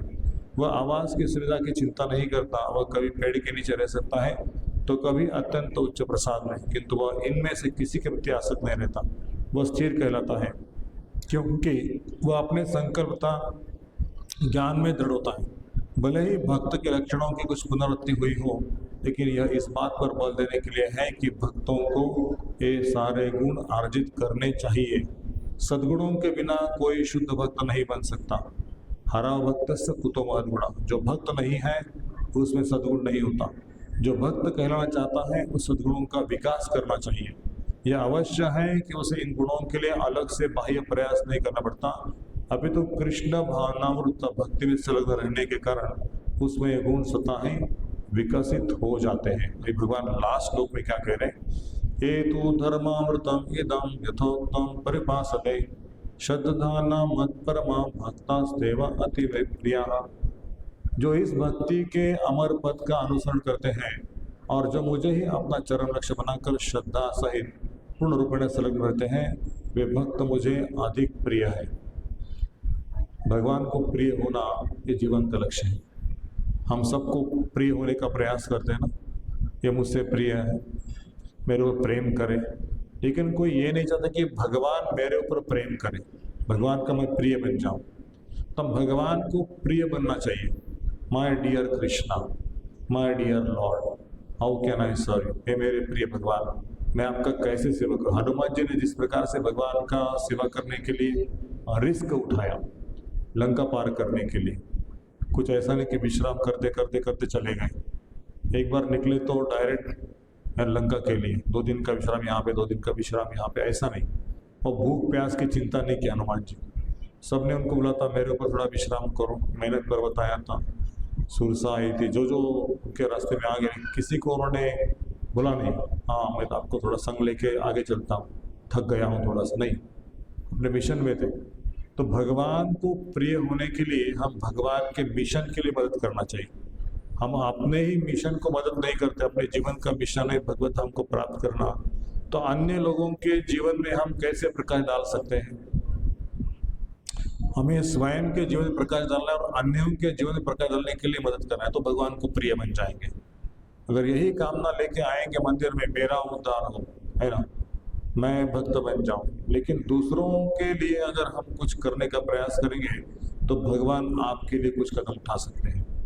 हमें हमें सोचना है कि मेरा जीवन मेरे लिए नहीं है, मेरा जीवन अन्यों के लिए है। मैं कैसे इस चैतन्य महाप्रभु के मूवमेंट को, हरे कृष्ण आंदोलन को गांव-गांव, शहर-शहर, घर-घर तक पहुंचाऊं, सबको हरिनाम लेके भगवान से कैसे इसको कनेक्ट करूं, सब भगवान के भक्त कैसे बने। तो ये गीता का वास्तविक उद्देश्य है। भगवान चाहते हैं सर्वे सुखिना भवन्तु सर्वे सन्तु निरामय, सबका कल्याण हो, सब निरामय, सब सशक्त रहे, निरोगी रहे और सबका मंगल हो, सब लोग भक्त बने।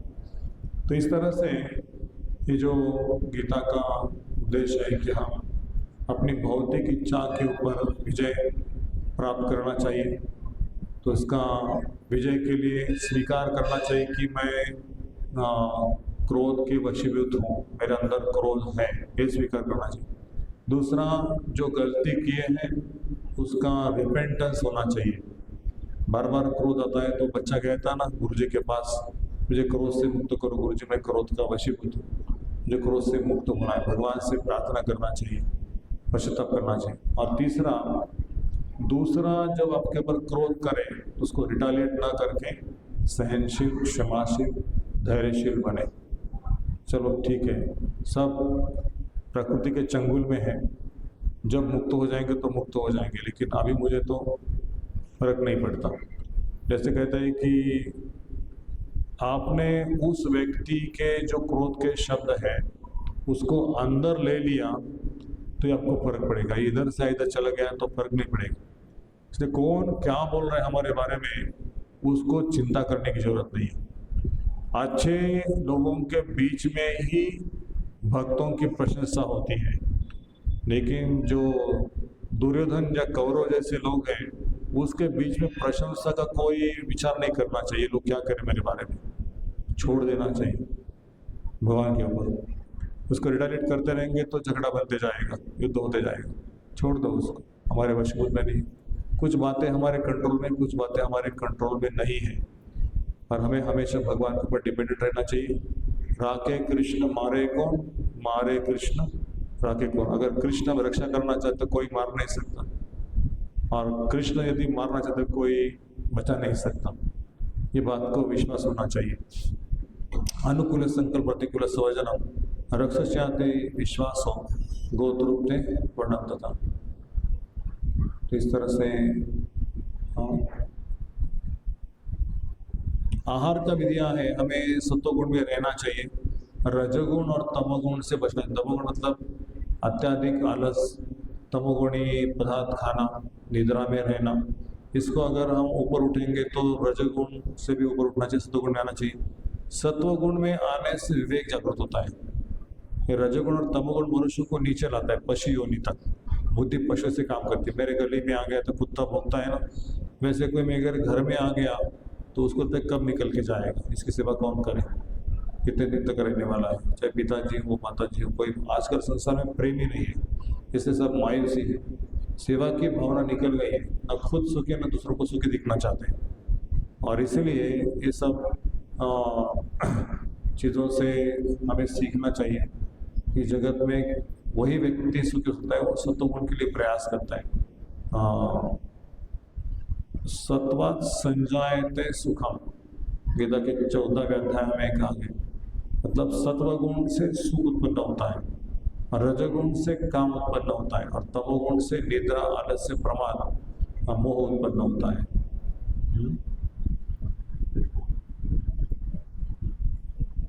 और हमें हमारे लाइक माइंडेड जो लोग हैं ना, लाइक माइंडेड का अर्थ क्या है, हमारे समविचार वाले लोग, उनसे मैत्री करना, उनसे मित्रता करना। लेकिन जो हमारी भावनाओं को समझ नहीं सकते, हमेशा उनका मन या तो तमोगुण के अंदर या तो रजोगुण के अंदर है, उनसे दूर रहना, ज़्यादा संग नहीं करना। वो आदर नहीं करने वाले व्यक्ति है, समझने वाले, उनसे दूर रहना। हाँ, और ये बैलेंस करना। जैसे हमारा मन है ना बहुत ही कभी एविल माइंडेड हो गया, तो उसको अच्छे लोगों का संग देके, अच्छी पुस्तकें पढ़ के, अच्छे लेक्चर सुन के उसको बैलेंस करना, एलिमिनेट करना एविल माइंड को। अच्छा डॉग और बुरा डॉग का आता ना, bad dog and good dog. तो गुड डॉग को सशक्त करना, बैड डॉग को कमजोर करते रहना।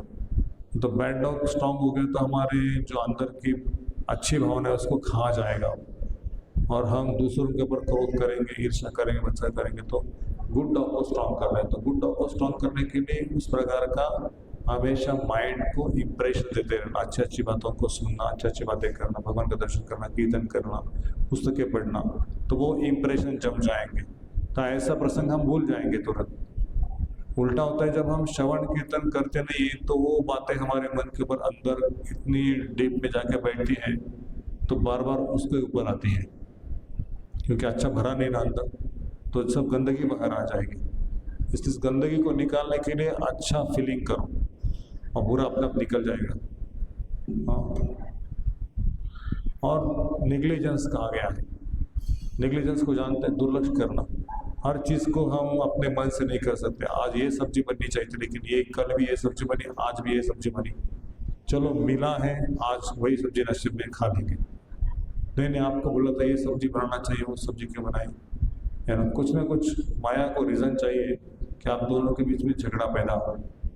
इसलिए माया का दास न बनकर भगवान का दास बनने का अभ्यास करना चाहिए। और दृष्टिकोण जो है हमारा, वो हायर होना चाहिए।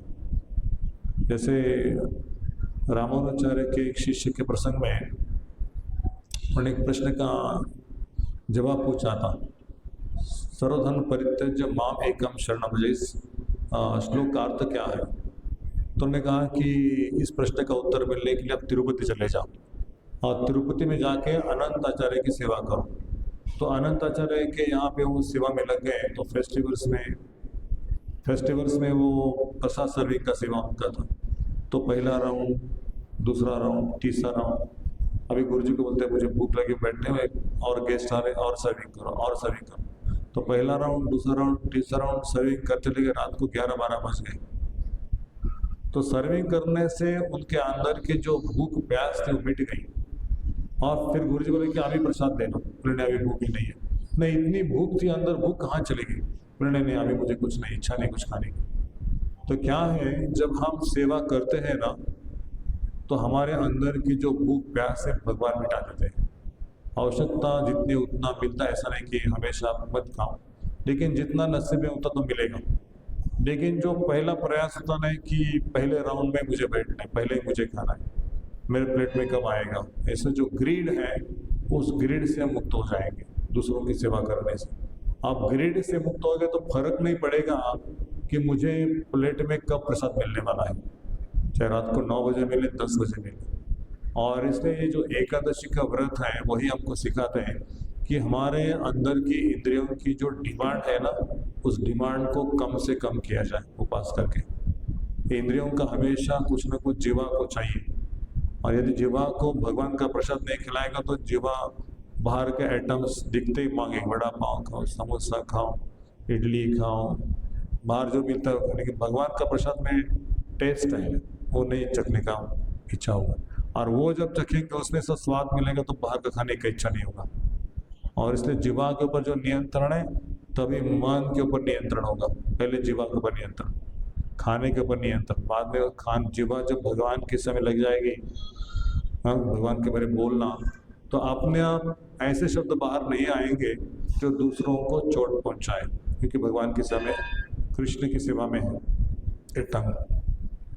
तो हायर अल्टीट्यूड, तो उसमें जब वो प्रश्न का उत्तर पूछने आए अनंताचार्य से, तो उन्होंने कहा कि एक भक्त होता है चिकन के जैसा, एक भक्त होता है हंस के जैसा, या क्या बोलते हैं उसको, डक, बदक के जैसा या हंस के जैसा, जो भी, बदक के जैसा। और एक भक्त होता है नमक के जैसा, है ना, और एक भक्त होता है आग के जैसा। ये उत्तर दे दिया। बोले अभी आप जा सकते हैं अपने अपने गांव जहाँ से आए थे वहाँ। तो रामानुजाचार्य के पास वापस आ गए। उन्होंने कहा कि इस प्रश्न का मुझे उत्तर मिल गया है, लेकिन मैं इस उत्तर को समझ नहीं पाया। बोले इसका अर्थ मुझे बताओ। हाँ, बोले बहुत सिंपल है। बोले एक भक्त होता है चिकन के जैसा, मतलब जो चिकन होता है वो कूड़ा करकट के पास जाता है ना, लेकिन इसके अंदर जो खाने की चीज़ है उसको अपने चोट से भर लेता है, बाकी कुछ खाता नहीं, अच्छी चीज़ को ग्रहण करता है। वैसे भक्त इस संसार में बहुत से लोगों से मिलते हैं, लेकिन इस भक्त से क्या सीखना है, इस भक्त से क्या सीखना है, इस भक्त के अंदर क्या, उस भक्त के अंदर क्या है। और जिसके अंदर बुरा है वो बुरा देखता ही नहीं, बुरा ग्रहण नहीं करता, अच्छे चीज़ को ग्रहण करता है, अपने माइंड को बना लेता है। अवंती ब्राह्मण ने 24 गुरु बनाए थे। हंस से सीखा, मछली से सीखा, समुद्र से सीखा, पेड़ से सीखा, बहुत सारे गुरु से, ईगल से सीखा। तो उसके अलग स्टोरी है कि सबको अपना अपना गुरु मान लिया, उससे क्या सीखने का प्रयास किया। तो ये चिकन जो है वो दाना चूमता है खाने की चीज़ों से, बाकी वो गंदा खाता नहीं है। तो इस तरह से हमें संसार में रहते हुए वो क्रोध के वशीभूत है, वो काम के वशीभूत, तो मैं क्यों रहूं, मैं इससे अलग होना चाहता। जैसे पिताजी सिगरेट स्मोकिंग करते हैं तो बच्चे लगता है कि ये गंदा आदत है, मैं सिगरेट कभी हाथ नहीं लगाऊंगा। पिताजी नशा पान करते हैं, मैं कभी नशा पान नहीं करूंगा। तो सीखता है वो गलत क्या है, अच्छा क्या है। तो वैसे हमको सीखना है कि इनसे अच्छा सीखना है। फिर बोलते हैं कि एक भक्त जो होता है वो बदक जैसा होता है। बदक क्या करता है, समुद्र किनारे ऐसे ध्यान लगा के बैठता है आंख बंद करके, और उसके सामने से बहुत सारी मछली जाती रहती हैं, लेकिन उसका गोल होता है कि बड़ी मछली कब आएगी। और जैसे बड़ी मछली आएगी उसको ठक करके पकड़ता है, अपने चोंच में डाल के निकल जाता है उड़ान करके। तो बोलते हैं कि एक भक्त का लक्षण कैसे होता है, छोटे छोटे जो गोल है ना जीवन के, उसके ऊपर ध्यान नहीं। बड़ा गोल क्या है, बड़ा गोल है कृष्ण की सेवा करना, कृष्ण के धाम को प्राप्त करना। इसलिए छोटे छोटे संसार जो गोल हैं, ये नहीं मिला, वो नहीं मिला, उसने ऐसा बोला, उसने ऐसा बोला, ये छोटे छोटे गोल के ऊपर वो भाग नहीं लेता, उसको त्याग करता है।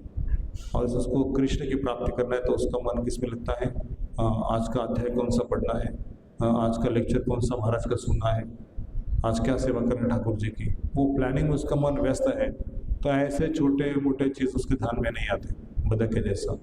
और कहते हैं कि एक भक्त होता है नमक के जैसा। नमक क्यों कहा?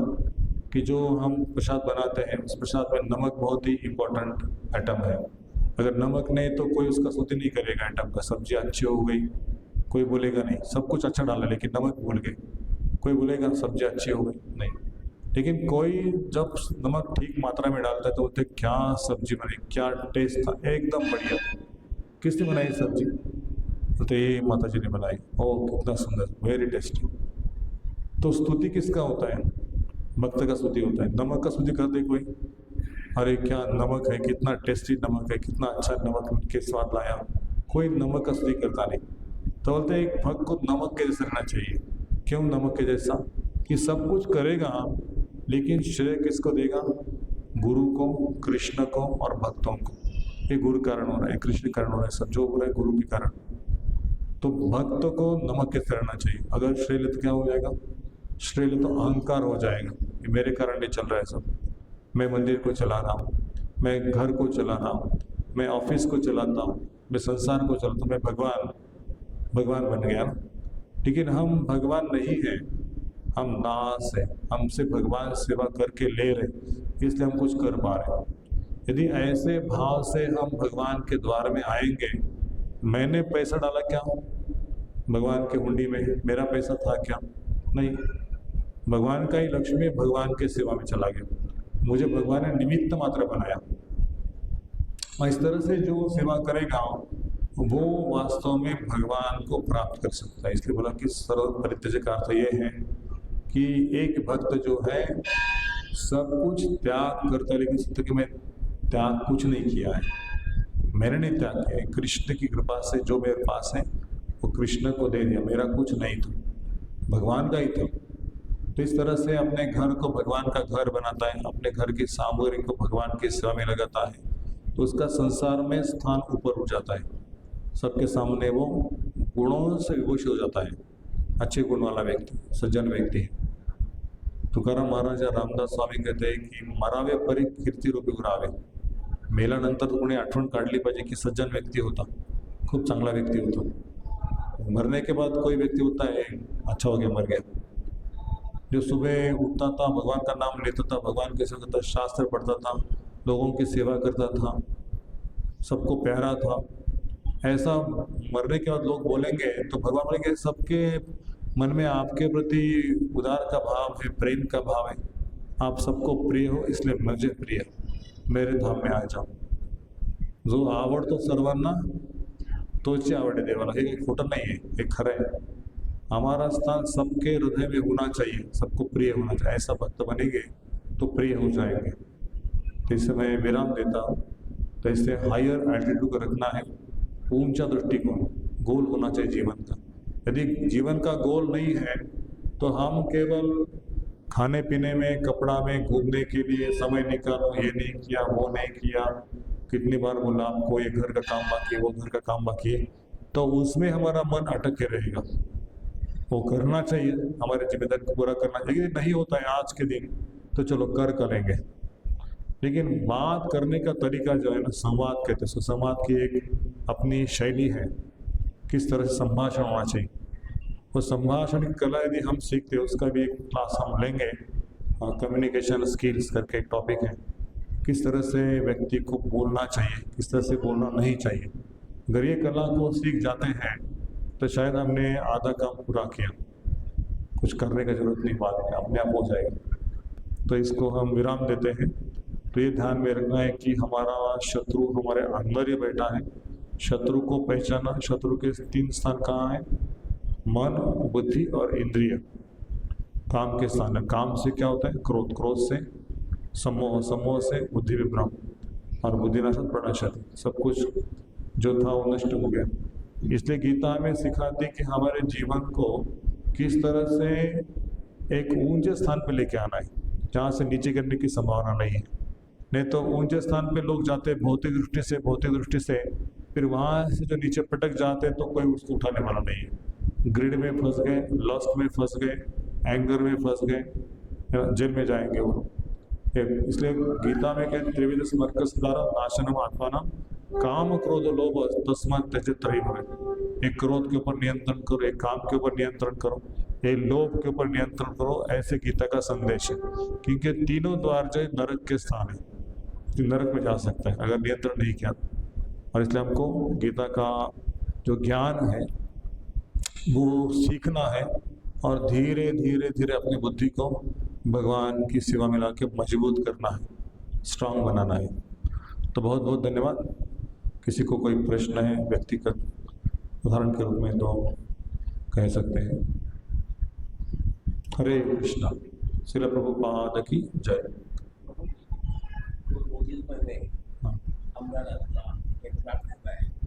इसके बारे में अध्यात्म के हिसाब से हम कैसे देखते हैं, अभी बोल सकते हैं? अभी बोल देता हूँ।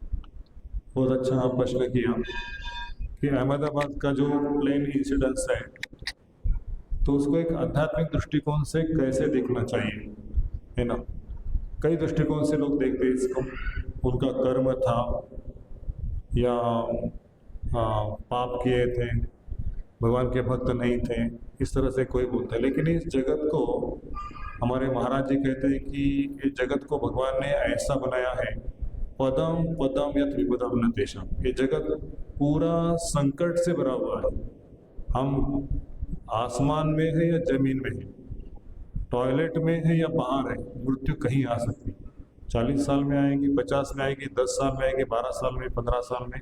मृत्यु को कभी भी आना है, वो बोल के नहीं आएगी। अभी आपका 68 तो हो गया, आपका 69 में मृत्यु जनवरी 18 को है। ऐसा किसी को डेट आता है बुलाओ? किसी को डेट नहीं आता, और बिना बुलाए यमदूत आते हैं। इसलिए ये प्रसंग को देखना चाहिए कि जो लोग इसमें थे, इस प्रवास में जो भी थे, ये प्लेन का कोई ठिकाना नहीं है, मैकेनिकल मशीन है। मशीन का कोई भरोसा नहीं है इस यात्री को सुखरूप लेके जाएगा, नहीं, ये मशीन का फॉल्ट है। इसलिए यदि हादसा हो जाता है और जान चली जाती है तो शास्त्र में कहा है कि 3 प्रकार से इसको अपघात कहते हैं। एक युद्ध में व्यक्ति मारा जाता है, युद्ध हो गया भारत पाकिस्तान का, उसे बमबारी हो गई तो बम गिरने से भी हजारों लाखों लोग मर जाएंगे। दूसरा है कोई बीमारी आ जाती है, डेंगू, फ्लू, कोरोना जैसे, उसमें लाखों लोगों की जान चली जाती है, अच्छे बुरे सब निकल जाते हैं उसमें, है ना। और तीसरा है एक्सीडेंट, चाहे टू व्हीलर पे हो, चाहे ट्रेन में हो, चाहे ट्रेन का इंसिडेंस हो। तो अलग अलग प्रकार से मृत्यु आती है, लेकिन मृत्यु के पश्चात हम देखना चाहिए कि भगवान की कृपा कैसे होती है। जैसे हमारे मंदिर में 7 भक्त थे, 6 माता जी और एक प्रभु जी ब्रह्मचारी। वो मंदिर में सेवा करते थे भगवान का ड्रेस बनाने का। ध्यान से सुनो, उनका सेपरेट टेलरिंग रूम था मंदिर में, राधा गोपीनाथ, और भगवान की ज्वेलरी बनाना, भगवान के ड्रेस बनाने का सेवा था। अभी सारे लोग, भगवान का फेस्टिवल हो गया, सब कुछ हो गया, बोले कि हम घूमने जाते हैं। चलो, कहाँ जाते हैं? नेपाल में मुक्तिनाथ, जानते हैं मुक्तिनाथ? मुक्तिनाथ चले गए हेलीकॉप्टर से। लेकिन ऐसा समय था बारिश का वगैरह, तो धुंधुना था, तो उसमें प्लेन टकरा गया पहाड़ को, हेलीकॉप्टर, और 7 ही लोग मर गए। एक छोटी बच्ची भी थी, रसना गर्ल, सबके सब डेड हो गए।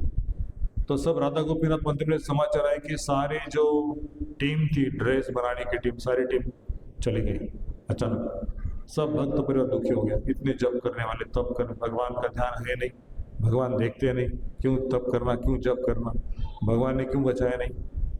तो हमारे महाराज जी अमेरिका में थे, अमेरिका से तुरंत तो चार्टर्ड फ्लाइट पकड़ के इंडिया में आ गए और सारे भक्तों को बुलाया और कथा शुरू कर दी। और महाराज ने बोला कि आप लोगों का यदि भगवान के ऊपर सच्चा प्रेम है, भगवान को अपना मित्र मानते हैं, भगवान को अपना सुहृद मानते हैं, तो इस प्रसंग को अपन को समझना चाहिए कि मृत्यु के पश्चात भगवान काम करते हैं।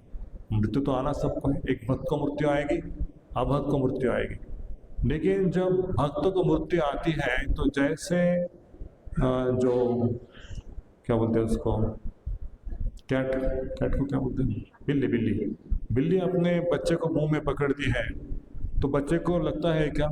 डर लगता है, उसको आराम लगता है। मेरी मम्मी मुझे पकड़ के कहीं और लेके जा रही है, सुरक्षित हूँ मैं मम्मी के मुख में। वैसे भगवान अपने भक्तों को मृत्यु के बाद पकड़ के अपने धाम में लेके विष्णु तुम के साथ में अपने धाम में शाश्वत रूप से। इस जगत में कोई 50 साल जिएगा, 60 साल जिएगा, 70, 80, यदि वो भक्ति के साथ नहीं जीता है तो उसका खाली क्या 0 0 0 0 बढ़ जाएगा, है ना। 10, 20, 30, 40, 50, 60, 70। लेकिन उसमें कोई जैसे वो लोहा का भाता होता है ना, धोकनी कहते हैं उसको, धोकनी सांस लेती है और सांस छोड़ती है, वैसे मनुष्य जीवन है। सांस लेना, सांस छोड़ना, सांस लेना, सांस छोड़ना, और उसके बीच में खाते रहना, सोते रहना, घूमते रहना, सांस चल रही है। हाँ, कितना 70 साल हो गए, कितना 75 हो गए, लेकिन नाम जप किया क्या? नहीं। मंदिर में जाके सेवा किया क्या? नहीं। शास्त्र पढ़ा क्या? नहीं। तो एक पशु भी सांस लेता है और मनुष्य भी सांस लेता है, अंतर क्या है? तो मनुष्य को भगवान की भक्ति मिलने के बाद ही उसका मनुष्यत्व प्राप्त होता है, और उसके बाद मुमुक्षत्व। तो उसको सोचे कि मैं भगवान का दास हूँ, चाहे कहीं मृत्यु आ जाए, कुछ फर्क नहीं पड़ने वाला। इसलिए भगवान इस प्लेन में जो व्यक्ति थे, एक बार तो किसी ने नारायण का उच्चार किया होगा, राम कृष्ण नाम सुना होगा, टीवी सीरियल देखा होगा, महाभारत रामायण देखा होगा, कोई अयोध्या जाके आए होंगे, माता कहीं ना कहीं मंदिर में भगवान के सामने माथा टेका होगा, है ना। इसलिए भगवान ऐसे लोगों को मृत्यु के पश्चात यदि उनका जन्म होना है तो मनुष्य का दूसरा शरीर उनको मिलेगा तुरंत। कोई उनको नरक में जाना नहीं पड़ेगा, कहीं पशु योनि में जाना नहीं पड़ेगा। It is an accident. उसका रिमेनिंग लाइफ को कंप्लीट करने के लिए भगवान और एक चांस देते हैं, मनुष्य में देंगे, और एक चांस देंगे, बाकी का जीवन कंप्लीट करो, और यदि उस जीवन में भगवान के भक्त बन जाते हो तो मेरे पास आ जाओ, मैं आपको स्वीकार करने के लिए तैयार हूँ। इसलिए भगवान का हृदय बहुत कोमल है, बहुत दयालु है। हम भगवान को अपनी बुद्धि से सोच नहीं पाएंगे। जब श्रीवास ठाकुर के बच्चे का मृत्यु हो गया, घर में ही, भगवान घर में थे, तो उसमें सब माताएं रो रही थी, और श्रीवास ठाकुर की पत्नी, उनके सब घर वाले रो रो के श्रीवास ठाकुर के पास आए। कीर्तन चल रहा था, भगवान बैठे थे, बोले कि श्रीवास को अंदर बुलाओ, उसका बच्चा मर गया। तो श्रीवास ठाकुर जगह से हिले नहीं। कीर्तन चल रहा है, भगवान घर में, बच्चे की मौत हो गई है, तो उनको यकीन हो कि भगवान के धाम में चला गया मेरा बेटा। अभी भगवान आनंद में है, उसमें वो हमारा दुख उनको कहना उचित नहीं है। तो भगवान आनंद में, मेरा क्यों दुख कहना? वो शांत बैठ गए। फिर से माताएं आ गई, माताएं भगवान कहने लगी कि श्रीवास ठाकुर का बच्चा चला गया है और आप कुछ करो। श्रीवास ठाकुर अंदर नहीं आ रहे। भगवान उठ के उस बच्चे के पास चले गए, उस बच्चे के सिर के ऊपर हाथ रख दिया, बोले बेटा आपकी सब मम्मी रो रही, सब माताएं रो रही, कहाँ चले गए हो? आजा वापस, चलो उनको समझाओ कहाँ हो आप। वो बेटे को भगवान ने अपने योग शक्ति से वापस बुलाया। वो बेटा बोलने लगा कि मेरे बहुत सारे जन्म हो गए, मेरे माता पिता इस योनि में ये थे, उस योनि में ये थे, अभी मेरे माता पिता भगवान के भक्त हैं, वैष्णव हैं, और वैष्णव के घर, मेरे माता पिता घर में साक्षात नारायण भगवान आप विराजमान हो, और हरि का कीर्तन चल रहा है। उस कीर्तन में मेरी मृत्यु आ गई और मैं सीधा वैकुंठ के द्वार पहुंच गया हूँ। अभी मेरी कोई फिर से जन्म मृत्यु का चक्र नहीं है, मुझे आप छुटकारा दे दो, मुझे फिर से नहीं लेना। और उन माता पिता का धन्यवाद जिनके घर मेरा जन्म हो गया। माता आप चिंता मत करो, आप भी मेरे पीछे पीछे भगवत धाम आ जाएंगे। तो माता को समझा, पिता तो भगवान के भक्त थे, सबको समझा माताओं को। और भगवान इस उदाहरण से दिखा रहे थे, यदि भक्त की मृत्यु भी आती है भक्त के बेटे की, तो उसको चिंता करने की जरूरत नहीं है। I am the Swift deliver, भगवान गीता में कहते हैं ना, स्विफ्ट डिलीवर। जो मेरा चिंतन कर रहा है तो उसको मैं आनंद के साथ में आराम से उसको मैं मेरे धाम में लेके जाता हूँ, है ना। तो इस तरह से ये जो भी हादसा हो गया, हादसे बहुत होते हैं, कोरोना से हादसे हो गए, ट्रेन एक्सीडेंट से हो गए, प्लेन। और मैं एक इस मंथ का जो कुंडली है उस कुंडली को पढ़ रहा था, तो उस कुंडली के जो ग्रह का शनि और मंगल का जो योग आया है, तो उससे लिखा था कि इस महीने में प्लेन का एक्सीडेंट हो सकता है, ट्रेन का एक्सीडेंट हो सकता है, और युद्ध हो सकता है, बहुत लोगों की जान चली जाएगी। वो कुंडली में लिखा है, शनि मंगल का योग आया है। तो हमें शास्त्र के ऊपर भरोसा होना चाहिए, शास्त्र सही कहते हैं। इस तरह से हमें इंसिडेंट्स को देखना चाहिए कि ये होना ही था, है ना। अभी किसकी जान चले किसके नहीं हो उनको पता है, लेकिन सब लोग सपने की दुनिया में रहते हैं, ऐसा कुछ नहीं होगा। सब मेरा तो जीवन 70 साल तक 80 साल तक अच्छा चलेगा, कुछ नहीं मेरे जीवन में होगा। बाजू का मर गया ना, मैं नहीं मरूंगा। जैसे वो गोट होती है ना, बकरी गोट के सामने ग्रीन घास डालो वो खाते रहती है, लेकिन उसके बगल वाले गोट को वो कसाई लेके गया, उसको काटा है, तो सकता है मेरा तो नंबर है, तो ग्रीन घास खाने को मिल रहा है, मैं तो सुखी हूँ, उसका नंबर लग गया। वो खाने मजा लेते हैं, उसका भी नंबर लगता है, उसको भी लेके जाते हैं। ये काल ऐसा है कि किसी न किसी का नंबर लगने वाला है, आज नहीं तो कल। इसे नंबर लगने से पहले यदि हमारे हाथ में माला आ जाती है, हम भगवान का नाम जप करते हैं, यदि मृत्यु आ जाए, वो बिल्ली चूहे को पकड़ती है वैसा नहीं होगा। चूहा बहुत घबराहट में है, मृत्यु को डरता है ना चूहा। बिल्ली अपने बच्चे को उड़ा दे तो बिल्ली का बच्चा एकदम सुख से है, आनंद से है। वैसे भगवान का भक्त भगवान का नाम लेता रहता है, कीर्तन करते रहता है, प्रसाद खाते रहता है, प्रसाद बांटते रहते हैं, उसको मृत्यु आए कभी कोई चिंता नहीं, आने दें। शरीर बदल के हम भगवान के धाम में चले जाएंगे, शाश्वत शरीर को प्राप्त होंगे। हरे कृष्णा। श्रील प्रभुपाद की